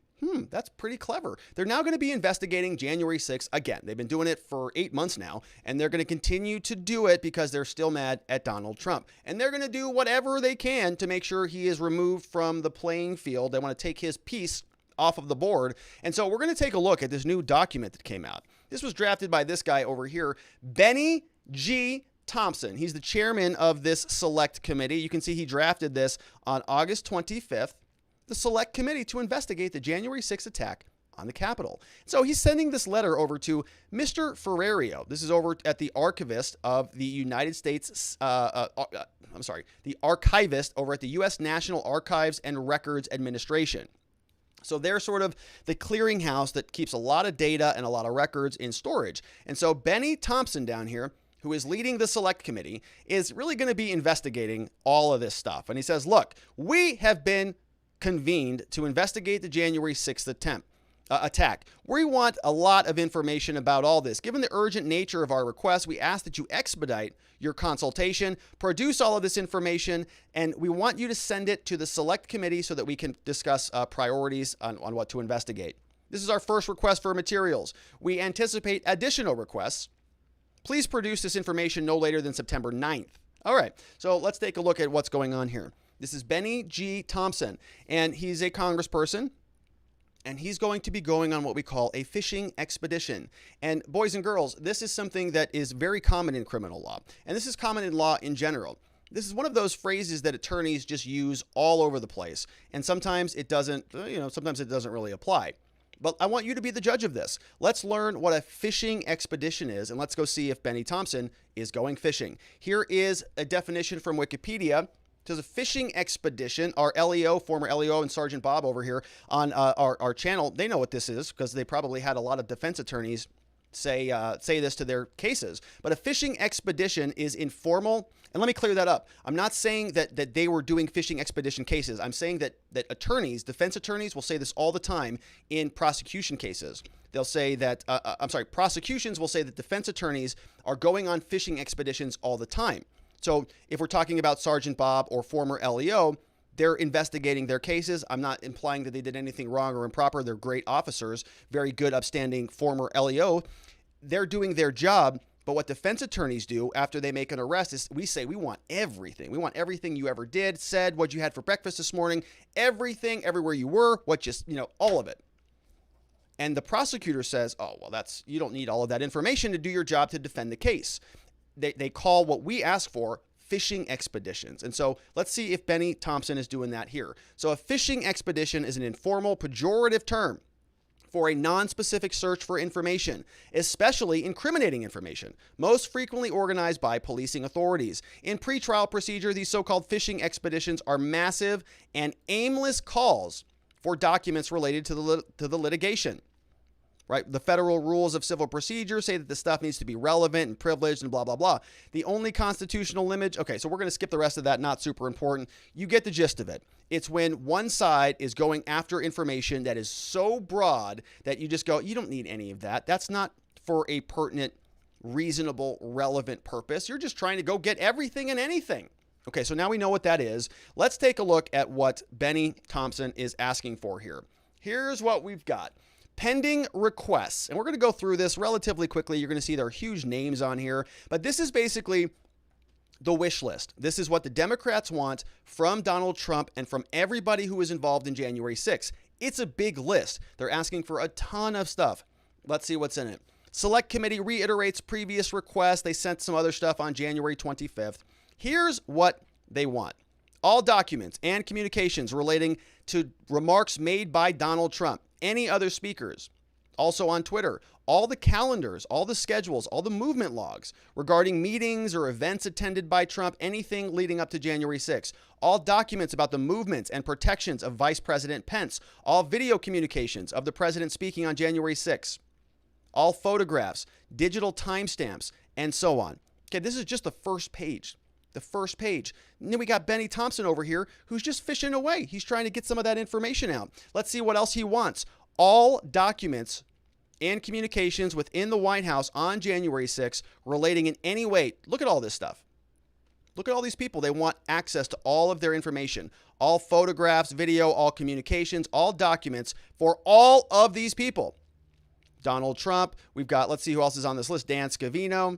We have Stephen Miller on the list. We've got Peter Navarro on this list. Kayleigh McEnany, Ivanka Trump, Eric Trump, Laura Trump, Donald Trump Jr., Jared Kushner, Melania, Kimberly Guilfoyle, Steve Bannon, Rudy Giuliani, Roger Stone. All of these people, they want all documents and communications related to those people. So literally every single document and communication between all of those people, Bennie Thompson says, I'm entitled to that because we're investigating this stuff. We're investigating the president and the White House and their administration for their role in January 6th. And so we need everything. Text messages, phone call, communications, all documents. Insane. I want to introduce Bennie Thompson to a concept called executive privilege. May have not be familiar with this because he's a congressperson. They don't know much. But here is a link from Wikipedia. Tells us that executive privilege is the right of the President of the United States and other members of the executive branch to maintain confidential communications under certain circumstances within the branch and to resist other oversight from legislative and judicial branches. Why do we do this? Well, it's so that the executive branch can be an executive branch. It's so the legislative branch can be the legislative branch. They all have different privileges that they maintain in the performance of their duties, right? Just like you can't arrest a congressperson on the way to go vote on a bill, right? Because they're sort of privileged against that happening in some places. So here they're talking about, they want access to everything, all conversations, all communications. It's like a Donald Trump hit list that they're putting together. They want access to it all. The courts, though, have said, no, this privilege is valid. Supreme Court confirmed the legitimacy of the executive privilege doctrine in the case against Nixon. The court held that there is a qualified privilege. When it invokes, it creates a presumption of a privilege. They must make then a sufficient showing that they've got to get that data anyways. So executive privilege obviously applies. We know now that they also want all White House visitor records, all documents about the movement of Trump, all call logs, telephone records, calls placed to from any event, any individuals, all the call records of all of those people. All of them under number 7. All the call records, you can see that. All schedules for individuals. Everything, memoranda, read ahead, summaries of the meetings. They want all communications in the White House Situation Room, situation reports, etc. Here's Bennie Thompson just fishing away as usual. We have additional requests. Let's see what else they want. Planning by the White House to stop the electoral count. So all communications from April all the way to January. Look at that. Months of records. January of this, discussions about the count, presiding office notes from the Electoral College, the list goes on and on. They want messages from Doug Ducey, Brian Kemp, Brad Raffensperger, Ken Paxton. These are attorney generals and governors of all the various states. They want the conversations that they had with them. We have Monica Palmer. The list goes on. They want more conversations about Rudy Giuliani, Matt Morgan. Sidney Powell is in this list. How about Tony Fabrizio, Brad Parscale, Bill Stepien, Corey Lewandowski? Everybody, they're just going through Trump's entire administration and just putting them on this list. All documents about court decisions, deliberations, processes. Oh my goodness, it continues.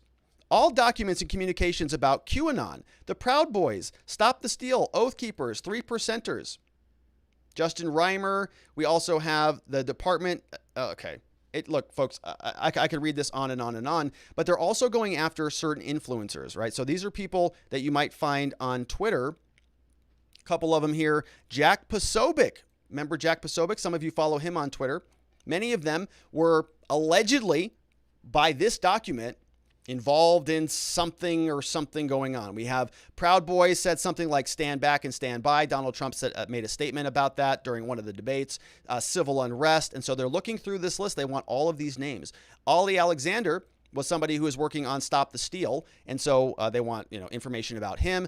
Alex Jones is on the list. Owen Schroyer's on the list. Michael Flynn is on that list. We have Roger Stone, George Flynn, Katrina Pearson. You remember her. Enrique Tarrio is also on the list. So Bennie Thompson is just going through, and basically anybody who said anything nice about Donald Trump at any point, at any time, is now the subject of the Congressional Select Committee inquiry. And they want access to everything. Phone records, where you were, the president's movement, all the conversations with all of these people. The National Archivist, supposed to go get those. Well, here's what Jack Posobiec had to say about that on Twitter. Says, this is completely illegal. My lawyers will make short work of it. These ugly communists want to go full Stalin and Gestapo as they flail about to distract from the failures of dementia patient they got as a president, who even Obama called an F up. Be cautious, he says. And you can see he posted this link with his name on the memo right in there. George Papadopoulos, Enrique Tarrio, and Jack Posobiec. So, okay, so it's a pretty big ask. They also want information about Donald Trump, all documents, all communications about his response to the election. They want any communications about Attorney General Bill Barr. Again, executive privilege. Anything talking about Mike Lindell, anything about Doug Logan.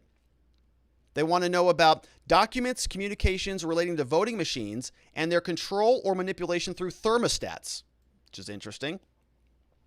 They want to know what the president knew about the election's likely outcome before the results and how he characterized the validity of the election system.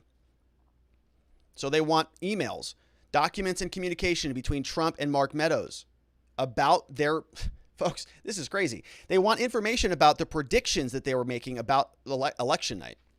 Their conversations about mail-in ballots, their conversations about timing of election-related news, projected election results. They want private conversations between Donald Trump and Mark Meadows about election fraud, about all of these different things, which is totally private conversation. So there's Bennie Thompson again.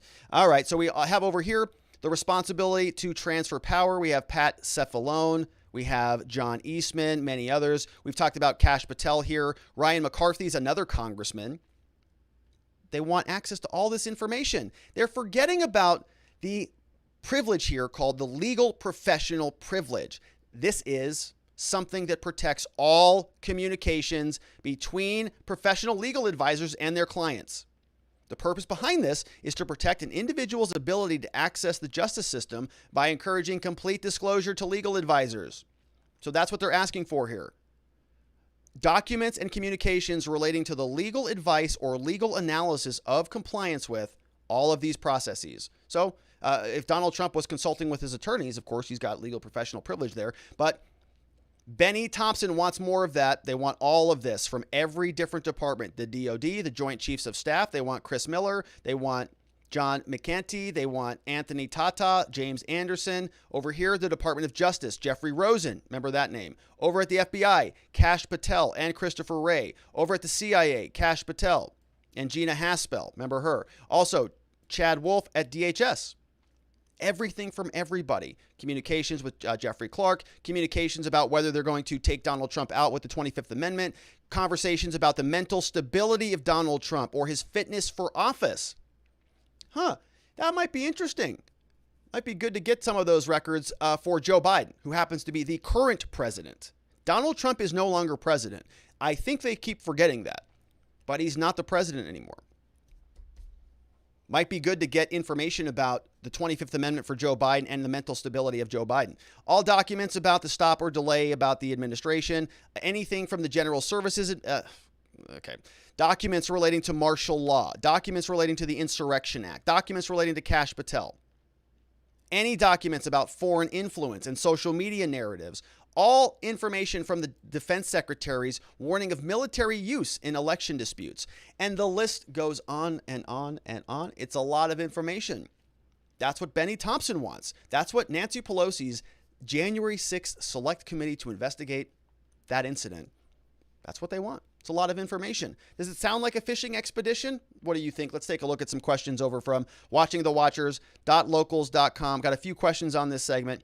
Sergeant Bob is here, says there are 16 other federal agencies involved in this, including the Office of Inspector General, the FBI, Secret Service. Not that I have confidence. FBI already shot down the conspiracy far-right theory, yet the politicians think they can do better? Come on, man. Just chill and wait for the detailed reports. Yes, fishing expedition by politicians. Cast the line and hope for a catch. Well said, Robert. Thank you, Sergeant Bob. And I hope you don't think I was being pejorative to you or your profession at all. But I just was saying that you know this term because you've probably had to receive it from defense attorneys your entire career. Sorry about that, but have to do it. It's just how it is. We have another question here from Sharon Quidney says, so you think this is going to stand in the way of these fishermen getting everything they want? Who do you think is going to say this is just a fishing expedition? You're not entitled to that information. The Supremes?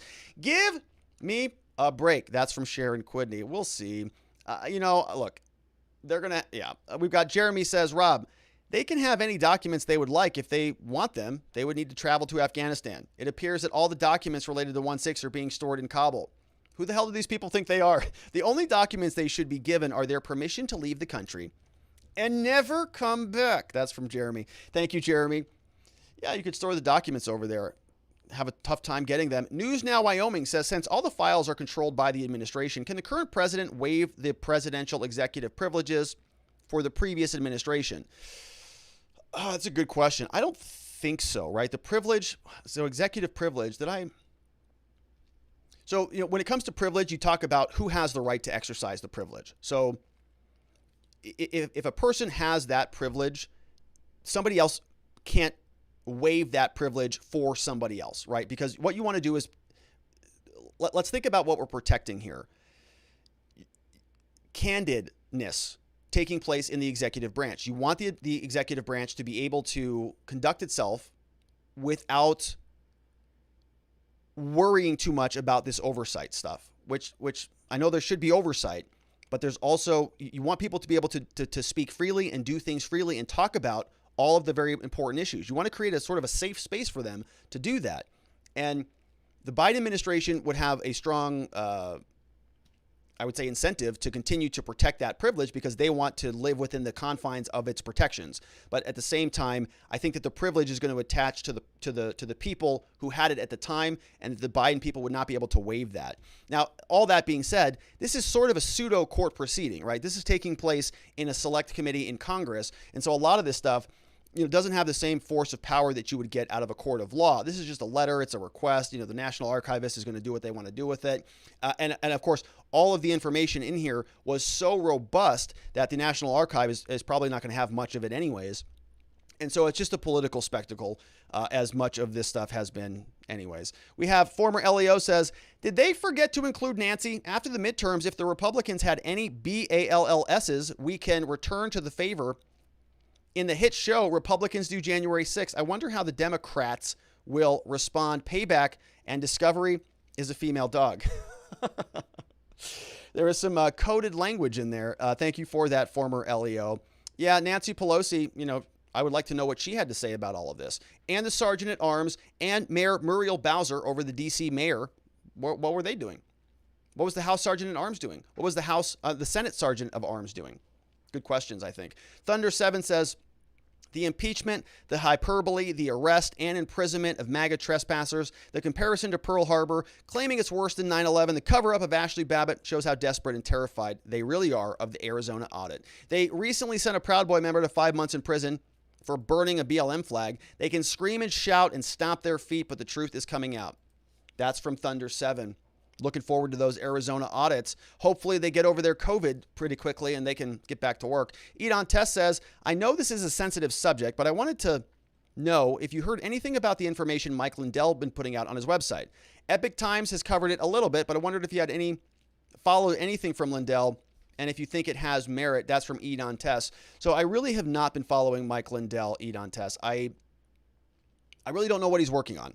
I watched a little bit of one of his documentaries, like 10 minutes of it, and it just wasn't right for me to continue watching it. I just didn't I didn't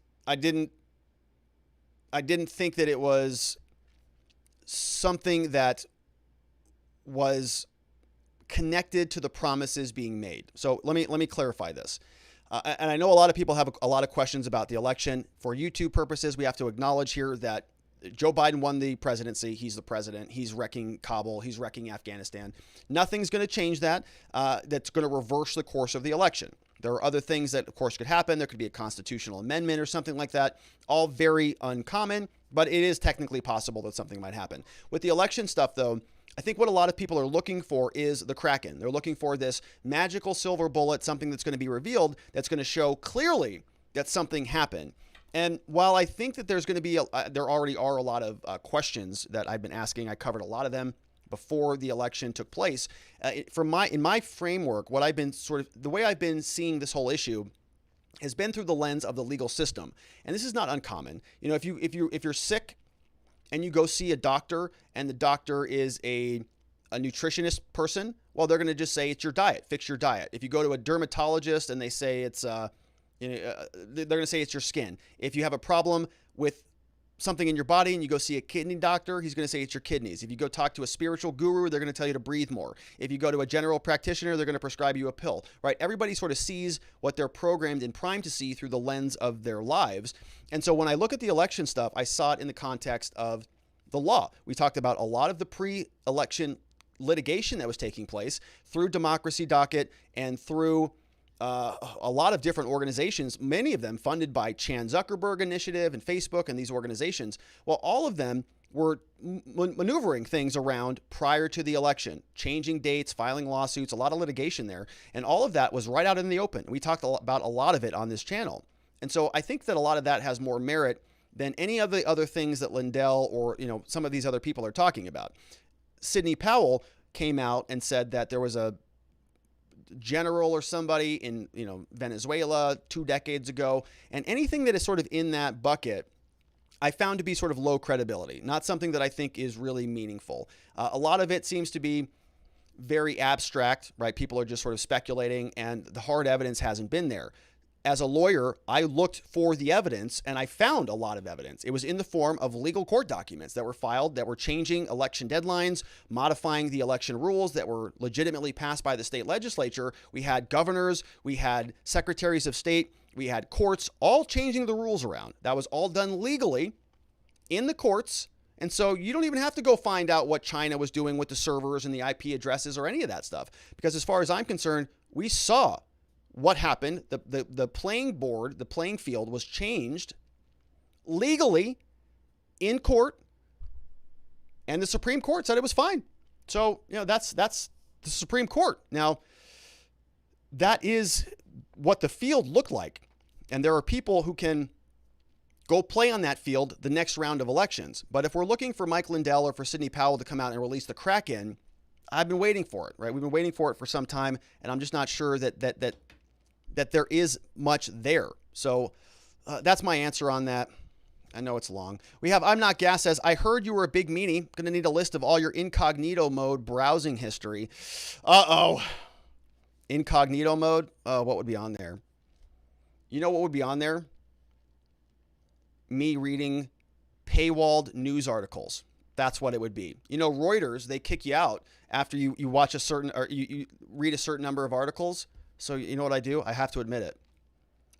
I open an incognito browser and I put the link in there and I get to read the article and I don't have to pay for it. Oh my gosh. I can't believe I just admitted that here on the show. Oh, terrible. I know I'm a disgusting person. I can't help it. Terrible person.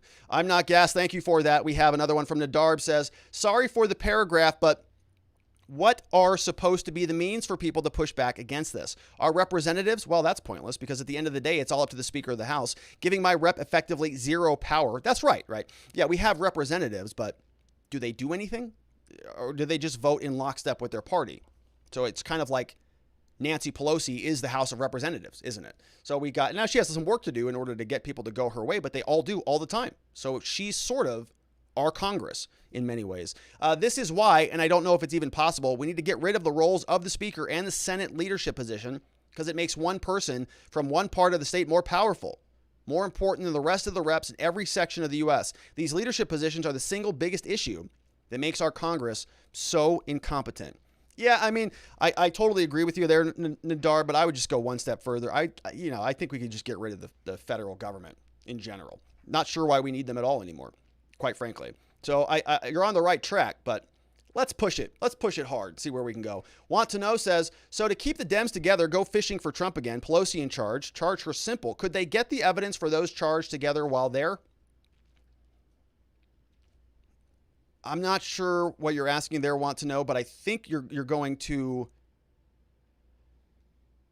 I think what you're saying is if they're going after that information for those individuals, can those individuals sort of do a responsive discovery request and get information about the January 6 cases that maybe would be relevant to those of us out here in commentary land? I don't think so, right? Because as I said, this is not a true judicial proceeding. This is a political congressional proceeding that's a joke. Hang me, please, says, Rob, here's a brief for defense lawyers. Treason: providing aid or comfort to the enemy for a variety of actions, providing financial assistance, harboring an enemy soldier, or an intentional act that furthers the enemy's hostile designs or weakens the United States, gives aid and comfort to, or adheres to the enemies. The amount of weapons, money, all left with bioinfo, left to the Taliban, not an accident. Biden said and knew for a year this was going to happen. Also, why no plans to bomb the country and destroy what was left? It's a good question. It's a pretty interesting definition there. By that definition, yeah, it kind of sounds like it might fit, doesn't it? DJT is here, says, looks like the Democrats are going to slog this one out until the 2022 elections. Won't stop the red wave. Yeah, I think 2022 was always sort of my line there. I thought that was always where the transition was going to be. Former LEO is here, says, I hope that this request doesn't interfere with the 14,000 hours of missing discovery from January 6th. Yeah, it's a good question. While Bennie Thompson's at it, why doesn't he just add in additional lines in there? He wants to know what Donald Trump had for breakfast that morning, how he takes his coffee, and what time he urinated. So, yeah, maybe he can also ask for 14,000 hours of very pertinent, relevant information that the country would like to see. We have Sergeant Bob says, do not apologize, sir. We all know you tell it like it is, no matter what side. That is why Miss Lucky and I support you. Thank you, Sergeant Bob. I think you understood where I was going with that. I can be a little bit inartful at times, and I apologize, but thanks for understanding. We have Sergeant Bob says, another analogy, if your only tool is a hammer, everything looks like a nail. That's right.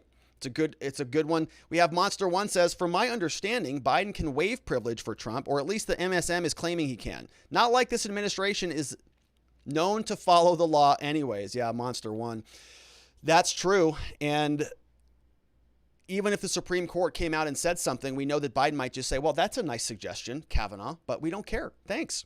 We have another one here from Edon Test says, Lindell follow-up. I think they are saying that there is just one thing, but many issues that are happening, like what is going on in Maricopa. There is some funny business going on in Mesa, Colorado, some other things. I will look at see what Lindell is saying. Yeah, look, I am for accountability and transparency. I am all for audits and double checking everything all day long.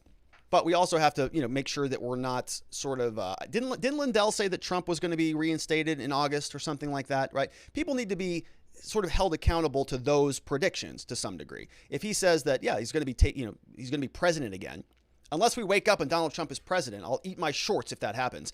But I don't think that it is. And so, remember that a lot of people get very excited, and they want to keep the momentum going, and so there's there's fine as long as you're not sort of deluding yourself that something that is not going to happen is going to happen, right? We all got to make sure that we're not buying into anybody's BS, regardless of what side of the aisle they're on, because a lot of people will promise a lot of things, and it's very easy to take their word for it, but you can't do that at the expense or at the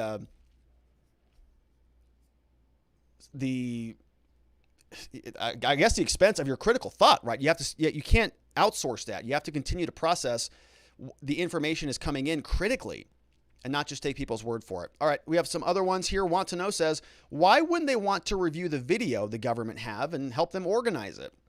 The prosecutors are saying it's going to be better, defense attorneys. You don't need this information. We're going to organize it for you, and we're going to tell you what we have. And my response when they made that stupid argument was, I don't care how you organize the data. I want it in raw format, and I want all of it so I can look at it. I don't care what folders you put it in and how you organize it in an Excel spreadsheet, and you just say, oh, hey, Rob, I'm a prosecutor. I'm prosecuting your client, but I'm going to organize all this discovery for you. Keep it real nice and nice and structured for you. That way you can just go through it. That's everything you need. You got everything you need right there. And I say, oh, thanks, prosecutor. Thanks for doing one of the most difficult parts of my job for me. It's very, very nice and gracious of you. How about no thanks? You give me all the direct information directly from the source so that we can go through it. And by the way, I'm not even going to trust your police reports. I want to interview those officers. They said they wrote this down in their little report and I can read that. Don't even care about that. I want to ask them questions directly. I want face-to-face interviews with those officers and the phlebotomist and the crime lab specialist and the tech, all of them. But the U.S. government comes out and says, oh, no, it's all organized for you. So just take our word for it and just this is all you need. And the courts are like, that's very nice of them. Well, they're very nice. That's going to save you a lot of time, isn't it, defense lawyers? Just give us the data. We'll throw it on the internet. 4chan, we'll have that thing dissected 37 different ways. We'll know exactly who did it. You'll probably find Kamala Harris back there with a MAGA hat on and a Trump flag. Kareem165 says, you mentioned earlier there was no penalty for being a bad lawyer. Could it be that Chauvin was just a bad cop in that sense? Yeah, it could be.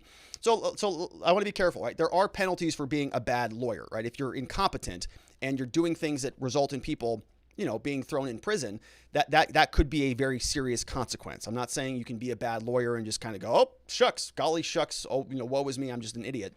That's not okay. You have a duty to be competent as a lawyer. So you can't sort of, escape that. You got an affirmative duty. You take an ethical obligation. I'm going to be competent. I'm not going to go in and represent somebody, myself, in a medical malpractice case tomorrow. Somebody comes in and says, hey, Rob, the doctor took out one of my kidneys. That's wrong. I'm going to go, oh, well, I can take that case. We can figure that out. I can probably piece that together, right? I'm not really competent in that space. I could get competent and I could take that case and then increase my skill set so that I could competently represent that person. But that's not what I'm talking about. I'm talking about just making sort of a bad decision. Going in there and saying, well, this is my strategy for the case. This is my theme for winning this case. You go in, you present your opening argument. It's a bad argument, right? It's a bad opening statement, or you cross-examine the officer and whoops, you kind of screwed that up, didn't answer that appropriately. You're just a bad lawyer. That doesn't necessarily make you a crime. Joe Biden, by many accounts, could just be a terrible president. Like the worst maybe we've ever seen. But is that criminal? I don't know. Some people might say that it is. We saw some of the treason language, and if you can include some more intentionality there. If you can act, the way that you'd break this up again is sort of mens rea and actus reus, the mental state and the action that took place. Here, the action, Joe Biden wrecked Afghanistan, ruined America on the world stage, caused a lot of people to die, including 13 Americans. Pretty bad act. But the question is, mentally, if he is thinking, if a court can say, yeah, there's something going on there, there are synapses that are still firing, the next question would be, well, what's going on in there? When they're pinging around, when they're following the bouncing ball in Joe Biden's mind, what is happening? Is he intentionally doing something against America's interests, or is he just a moron that has no idea how to run foreign policy? Could very well be the latter. And if it is the case, that's not criminal. He's just a terrible president. So, all right, great question from Kareem. A couple more on this one. Want to Know says, you promised to eat your shorts on the show. I can't lose that bet. That's from Want to Know. So I'll eat them. I'll eat them on a plate if Donald Trump is president by August 31st. No question about that. Lava Java Lava with the super chat. Thank you for that, Lava Java. And I saw the emoji says bye-bye from the little, I think is that a Shibu? Shibu Inu? Is that what that is? Eddie Oliver is here with a super chat, says, it's been 8 months since he's been in office. They are still going after Trump. Want to know why Afghanistan is a wreck? Because they're being more aggressive with Trump than the Taliban. That was from Eddie Oliver. Throw that one back on the screen. Thank you for that, Eddie. We have Kareem says, sorry to hear about the death of great American patriots. Got that one last time from Lava. That was from Lava Java Lava. The other one was from Kareem. Thank you, Kareem. All right, my friends, and I think that is it for that segment. Nope, a couple more here from locals. Monster One says, this inquiry includes people who had nothing to do with January 6th. Scott Pressler was on the list. All he does is do Republican voter registration and city cleanups. Regular Trump supporters will be next. Yeah, and I think that some of this is intended to have a chilling effect, right? They're scared to death that Donald Trump runs again in 2024 and wins, because it's probably likely that he would. And if he did, they have to make sure that they're taking people off of his board right now. Chilling the speech, saying if you're going to be supporting Trump again the next time, you're going to be the subject of more subpoenas, more congressional oversight, and trying to drive people away from his camp. Good question, Monster One. Two more here. Former LEO says, I heard from an anonymous, well-informed observer who had third-hand information that the editing of 14,000 hours of Discovery is complete, and that the 11-minute video would be available Monday. That's nice. That's great. Yeah, so that's great. Yeah. 14,000 hours. Here's your 11 minutes. That's all you need. Here's everything that you need. That's hysterical. Former LEO. Yeah, that happens all the time. We had a police agency here in Arizona that they would do something like that. So they had body cameras on, and the cops could click them on and off. This was about 3 years ago, and so they're not doing this anymore. But they would stop people, and then they would have a conversation, and then turn their body camera on, and then record a portion of it, and then turn the body camera off. And then we'd get another clip. Body camera went back on, but guess what? Different scene, different location. Click on, click off. Eight or nine times on a single DUI stop. So your question, of course, is, well, what's happening when the camera's off? Yeah. So that was a big problem. They did it for a long time and they don't do it anymore. But that's what I'm talking about. That's what a lot of these different prosecution and police agencies will do. Not that they're all bad or nefarious, but that is a little bit problematic. And it was, they don't do it anymore. News Now Wyoming says, no, sorry, when Biden is found incompetent, we probably won't be able to do anything about it because we can't prosecute those without the mental acuity to understand the charges. That's a good point, News Now. Yeah. Yeah, Joe Biden has the insanity defense that he can bring up at any moment because he's an insane president. All right, great questions over from watchingthewatchers.locals.com. Going to be a long show today because we still have one segment left. Oh my goodness. A whole nother segment. It's almost 6 o'clock, but I'm excited. We're going to keep the energy ramped up and let's get to it, shall we? We're going to talk again about a little bit of January 6th stuff, but this one's a little bit different. The U.S. Capitol police officers, not all of them, but a good amount of them, 7 of them, are suing Donald Trump over January 6th. And they're not just suing Donald Trump, they're suing kind of everybody else, including many people who were supporters of Donald Trump prior to the January 6th incident. The Capitol police officers who are suing the president, former president, are as follows. This is a screenshot from the filing. You can see up here 71 pages. Case number is here for those of you who want it. This was filed today, August 26, 2021. They're demanding a jury trial. They're suing Donald Trump, but you can't see his name on here yet because there are so many angry Popo from the Capitol Hill Police that are suing him. And we got Conrad Smith, Danny McElroy, we got Byron Evans. We got Governor Latson, Melissa Marshall, Michael Fortune, and Jason DeRochi, all Capitol Hill Police, 7 of them, suing the president, former President Donald Trump. Let's take a look at who else they're suing. You can see a lot of people on this list, a lot of different people. They're very mad. If you watched our prior segment, then of course you know that Bennie Thompson is also very mad. They're trying to sue and eliminate basically anybody who supported Donald Trump. Now the Capitol Hill Police are doing it as well. They're suing Trump in his personal capacity over at Mar-a-Lago. They're suing his campaign, Donald Trump Incorporated, for president. They're suing Stop the Steal, Ali Alexander, Brandon Straka, Roger Stone, the Proud Boys International. We've got Enrique Tarrio, Ethan Nordine, Joseph Biggs, Zachary Rail, Charles Donahue. We have Dominic Pizzola. He was a January 6th defendant. We had Oath Keepers. Who else?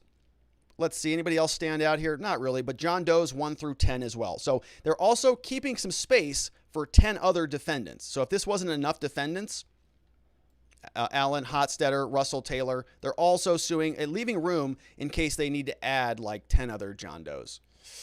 So they're all very mad about this. And they're going to make sure that they're going to be suing and getting their damages. Let's see what these Popo are so upset about. 7 plaintiffs in this case are U.S. Capitol Police officers. This is from their lawsuit. Together, they say 150 years to protect Congress and carry out their responsibilities safely and openly. On January 6th, the worst attack in American history. Everybody's very upset, very sad. Tear gassing, bear sprays, racial slurs and epithets. Oh, my gosh. Plaintiffs' injuries persist to this day. And guess who caused it? All the defendants. All of these people. All of them caused it. So it's going to be a difficult lawsuit here because, when you start smashing everything into one lawsuit, it's really difficult to extricate all the different parts. So in this case, what this attorney is saying is that everybody here was responsible for this. The defendants caused, as we can see here, the injuries, and they persist to this day. All right, so now what do you do about that? You've got 35 different defendants. How do you apportion responsibility for this? Let's say we look at this in a light most favorable to this filer here, and we say, okay, everything in here is true. What do you want? What do you want? Well, we're going to get there. But when you have so many defendants, it's really hard to split that up, isn't it? Because you've got a bunch of different people now that are somewhat responsible, 1% each. So if you want $1 million, everybody pays a certain percentage of that total fee. What is it? So anyway, 7 Capitol Hill police officers, very upset. There were racial epithets that were thrown out that day. Yeah, and that's just horrible. So the attack on the Capitol, they say, was caused by the defendants, meaning that they're liable. Defendant Donald Trump lost the election, they say, conspired with each other. So all of those other people, I guess, conspired. He propagated false claims, encouraged the use of force, which we've already talked about. We've already gone through his speech. Many times we've gone through the exact transcript of his speech and we read it and we compared and contrasted it to other statements that many other politicians have made, historically speaking, and Trump's was like very benign relative to other people. So nonsense, but incited violence and so on. Unlawful efforts caused the January 6th, they're calling it a mass attack, which is different. Normally we saw it as a terrorist attack or a domestic terrorist attack. Okay. Brutal assault of hundreds of law enforcement officers. Many defendants in this case planned, aided, and actively participated. All of them, they say, are responsible for it. Okay, so it's kind of a bad lawsuit. Racism, of course, and white supremacy pervaded the efforts from the outset. They targeted false claims of election fraud. They focused on specific cities, black cities like Atlanta, Detroit, Milwaukee, Pittsburgh, and Philadelphia that have high percentages of African-American peoples, saying that Trump and all of these Trumpers out there sought to intimidate and threaten officials from other jurisdictions and overturn the will of the voters. They relied on white supremacist groups and sympathizers to organize and hold rallies. They directed racial epithets at black officers protecting the Capitol. So it's a racist lawsuit. All right. Attackers paraded the Confederate flag around and other symbols of white supremacy. So it's a racist lawsuit. That's what this is. Trump and the Trumpers are racists. Paragraph 2. So I looked for some pictures of these police, couldn't find any of them. Going to guess that they're African American, if I had to speculate. As detailed below, defendants used force to prevent Joe and Kamala from taking office. All this began November 2020. Donald Trump encouraged false claims, blah, blah, blah. Extremist groups like Proud Boys demonstrated their propensity to use violence against those they regarded as critical of Trump. And Enrique Tarrio, who is, I think, half black, was allegedly the leader of the Proud Boys. So I don't know how the Proud Boys with an African-American leader can be so racist, but, I think it's that. I forgot about it. Yeah. There's a concept called multiracial whiteness.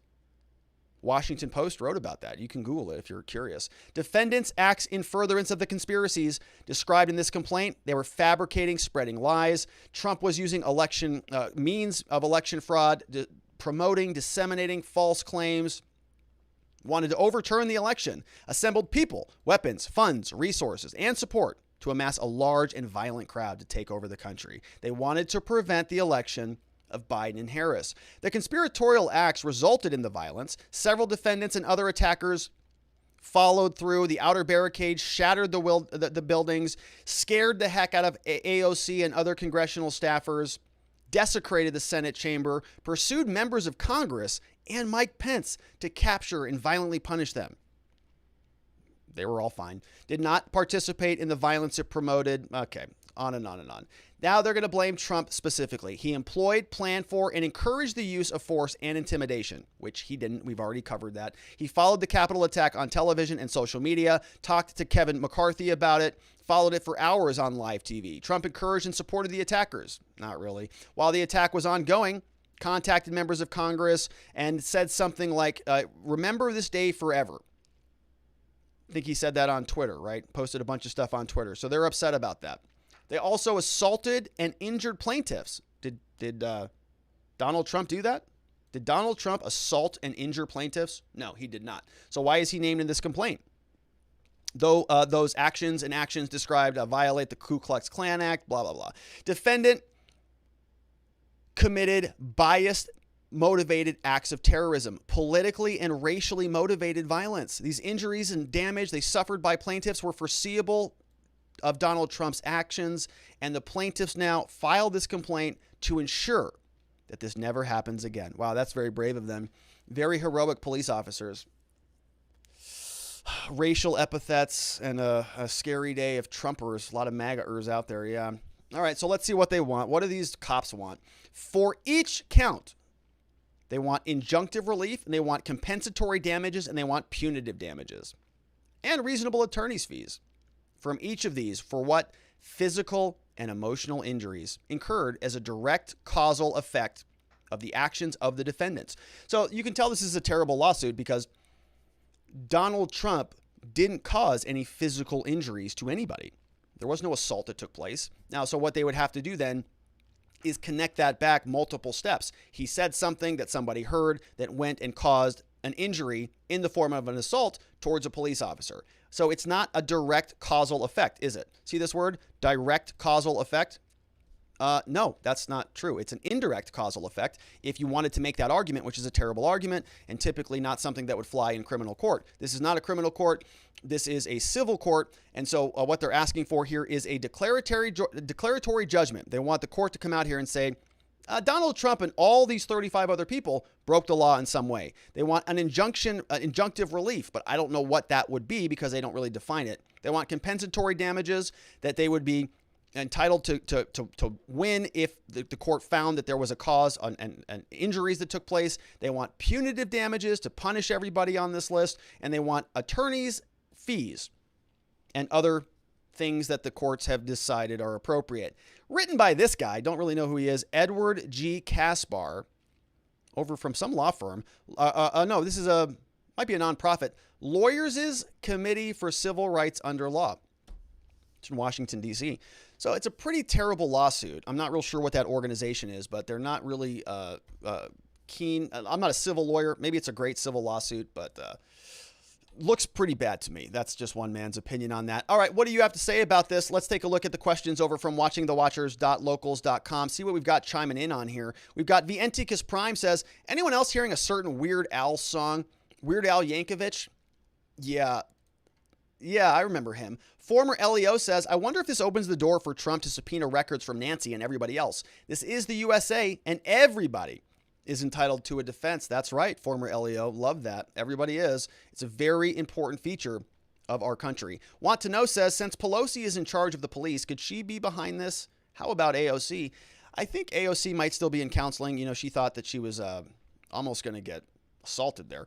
Thunder7 says, Rob, this is just another distraction from the audit, but legal question, please. Donald Trump was president on January 6th, so can they sue him? I always thought a POTUS could not be sued while sitting. On January 6th, Trump was a sitting president, so did they have any legal basis? Regardless, it's another fishing expedition, as you call it, and it won't go anywhere. Yeah, I think it's really the same thing, right? Many of these lawsuits are just political in nature. They want to score political points. I don't think that there's any real basis that they recover anything here at all. Donald Trump would, even on procedural issues here, this lawsuit's probably going to get dismissed on some technical grounds. There are too many plaintiffs, too many co-defendants that are not relatable enough. Somebody's going to hire a lawyer and they're going to find some procedural problem, and this whole thing is going to just peter out without much consequence. But it is interesting because this is how they're thinking now, right? I mean, they are suing a president. I don't think that Donald Trump is immune from a lawsuit in this regard. He would be able to assert, qualified immunity as the president at the time, saying, I'm immune from all of these things. I am somebody who, as the president, was entitled to go out and give public speeches. And so they're not going to be able to charge him or recover here. They weren't able to impeach him. He's going to be fine, as are all of these people. It's just a political stunt is all it is. And so I wouldn't really put much more thought into it beyond that. Sharon says, aren't there some penalties for frivolous lawsuits? Yeah, you can get sanctions for that. If you're filing lawsuits for the purposes of harassment and stuff, a judge might find that you get sanctioned for that, but it does need to be pretty egregious. And this is not quite that yet. So this is like so totally crazy. Maybe they all can, especially their legal eagles, plead insanity. But then again, they're suing in DC. They might get away with taking it all the way up to the Supremes, who can't be counted on or can be counted on to be AWOL as usual. That's from Sharon Quidney. Good to see you, Sharon. Let's see what else we've got. A big one here. Let's see. This is no name on this one, but a nice long paragraph. Says, okay, here I go. The Capitol Police would be better served and have a better case by suing Pelosi, Sergeant at Arms, and their own agency for failure to do a proper operational order to plan and protect. Also, my understanding is the Capitol Police did not provide training to deal with these types of situations. I will generally support law enforcement unless they are wrong or incompetent. This seems to be another political stunt. I also saw a resume for a Capitol Police narcotics officer who has a family background and ties very close to Democratic Party. Yeah, his name, I think, if you're talking about the guy I'm thinking of, is Fanoni. Officer Fanoni. I was called a lot of names working for Portland, such as Peckerword and variations on MF, but too bad these glorified security guards can't take it like real cops. It comes with the territory. I do not have any respect for this lot, although I think that there must be a silent group in Capitol Police that does not support this politically motivated act. Woo, I've said enough. I will try to be quiet until tomorrow. That probably Sergeant Bob. There was no name on there. Sounds like Sergeant Bob because he was a former officer, sergeant in Portland. And so he's been used to being called names, right? We all get called names. I get called names. You know how many lawyer jokes there are out there? And most of them are pretty funny. And some of them are even true. But it just kind of comes with the territory. Yeah, okay, it's racial. Fine, I get it. Yeah, it's very offensive. The world's very, very scary out there. People say bad words. Yeah, and you have to deal with that. I know. The world is tough. I know you've been living in lockdown and bubble wrapping yourself before you engage with the difficulties of life, but it's just how it is. Maybe we should quarantine them. All right, we got Sergeant Bob says, did I forget to sign Sergeant Bob? You did, Sergeant, but I knew it was you. I could tell.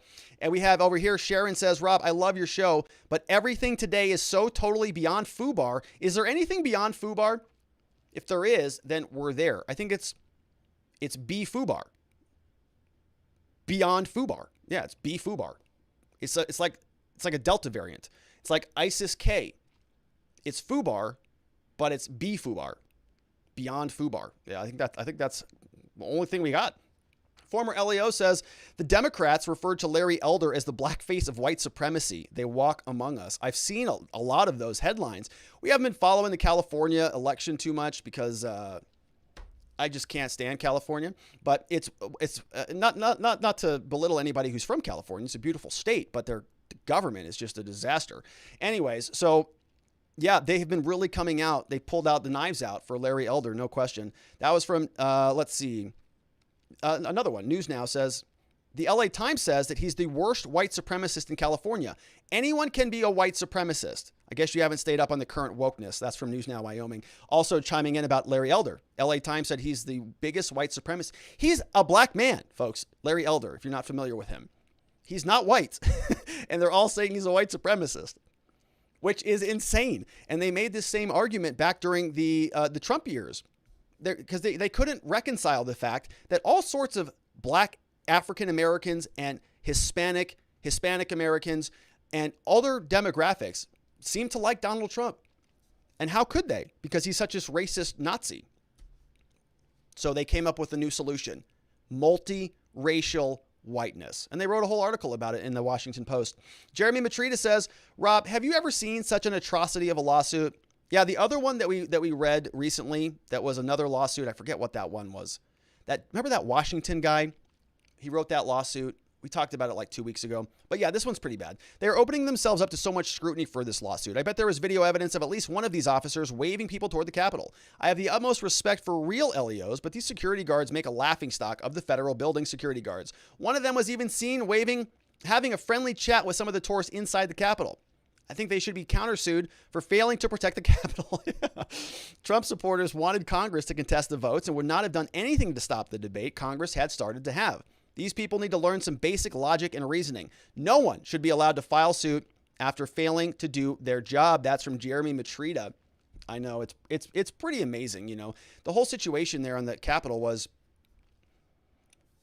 these people were telling us for months that this was going to be a big problem. You know, Trump had these supremacy groups and, you know, they weren't prepared for it.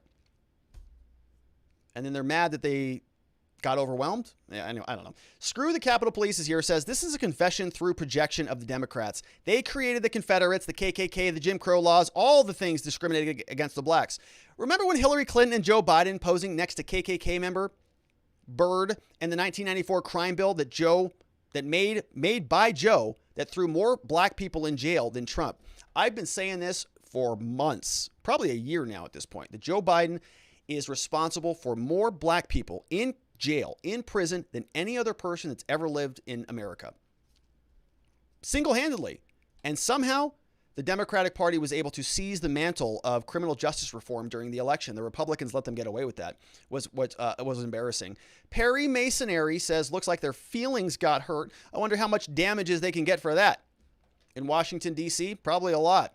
But yeah, their fifis very, very hurt. We have Benghazi Ghost is here.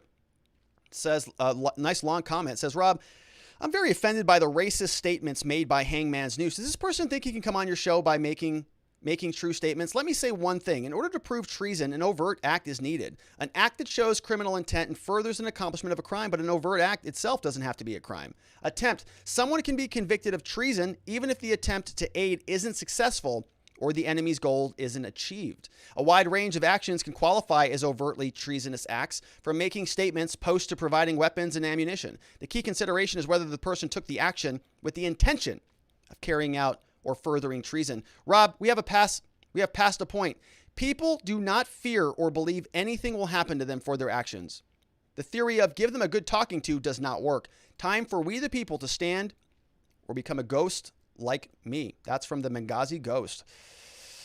Wow, that's powerful. The Benghazi Ghost, yeah. Wow. Come on your show making true statements. From across the Great Divide, the Ghost of Benghazi joins the show. Amazing. Screw the Capitol Police also says, considering the Capitol Police answer to Congress, not the executive, that a violation of the separation of powers, the Capitol Police are the most corrupt. Yeah, they're the most corrupt because they can't get FOIA'd. No Freedom of Information Act requests allowed there. We have another one from News Now Wyoming says, it is time that if you file a lawsuit and it dismisses, because it is crap, that the person who files it and their attorney should pay attorney's fees and costs. There are too many restrictions on it now. You might see something like that here. You know, typically the courts are sort of,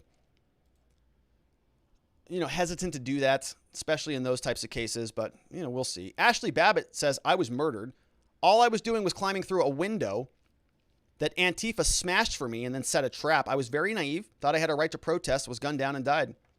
Hope her family wins the lawsuit. Yeah, look, yeah, I hope so too. Vianticus Prime says, I hurt my face after face palming from this lawsuit. Can I sue the police members? I think you should be entitled to. Look, if the police can sue because their feelings are hurt over racial pejoratives, and they caused you to facepalm your face into your hand or your desk or anywhere else, there should be consequences for that. Peaceful political consequences. TOS Forever says, interesting, none of those officers are the individuals interviewed on January 7th. That's right, I noticed that. Those were all the officers. Those were all the officers. I didn't hear from those officers, as far as I know. Nadler's Dirty Diapers in the house. Mother of God. Said, Rob, it's Fubar B. Get it right. All right. Okay. I stand corrected there. Fubar B. That's from Nadler's Dirty Diaper. Say What says, Rob, I believe we should give all the bad actors a good talking to. It's starting to work. Look at all that's changed since that's happened. Okay. Let's start talking about treason. Yeah, you know, it's Joe Biden. It's very emotional for them. Anthony Blinken and many of them, they're very scared, very sad, very difficult times for them. So we should give them some leeway. Kareem165 says, just because their story adds up and makes sense does not mean it is true. And that's the last question on watchingthewatchers.locals.com, my friends, which means we're going to wrap it up for the day. Let me see if we got any super chats come in. No, but we do have some followers over on Twitch. My goodness, we're gaining some momentum over there. Shout outs to Darbs25 is following on Twitch. We've got Das Death 666 is now over on Twitch, along with Doran231 also following on Twitch, which is super fun. I'm going to start poking around over there a little bit more now that I am getting settled in here in many different ways. And so that's it for the show, my friends. Before we get out of here, I want to welcome a couple new members who joined us over at watchingthewatchers.locals.com, which is where we chat and hang out after hours. Look at this. We've got Grim Nightmare 7 signed up for the year, which is a lot of fun. We got Chai Web Dev, Action Man, Doc Thunderbone, along with Miss Donnie over here, who all signed up and joined the community. Very grateful that you did that. Thank you. Jagman, MJB, we got Mustang Jeff, Keeper 21, Cool Guy, Sapper Jackson, Ken North Thunder, Mr. MVP, WC Hodges, and Watchers 45, as well as last week we had tremendous people sign up over at our community, watchingthewatchers.locals.com. It's a great place to support the show, and I want to invite you to our monthly locals meetup this Saturday. It's here. It's coming up soon, 2 days, August 28th, 2021, 7 to 8 p.m. A lot of fun. Sign up. I'm going to post the registration link probably tomorrow, or maybe tonight, actually. I'll do that. And we want you to be there. It's going to take place on Saturday. It's a Zoom meetup. Leave your cameras on.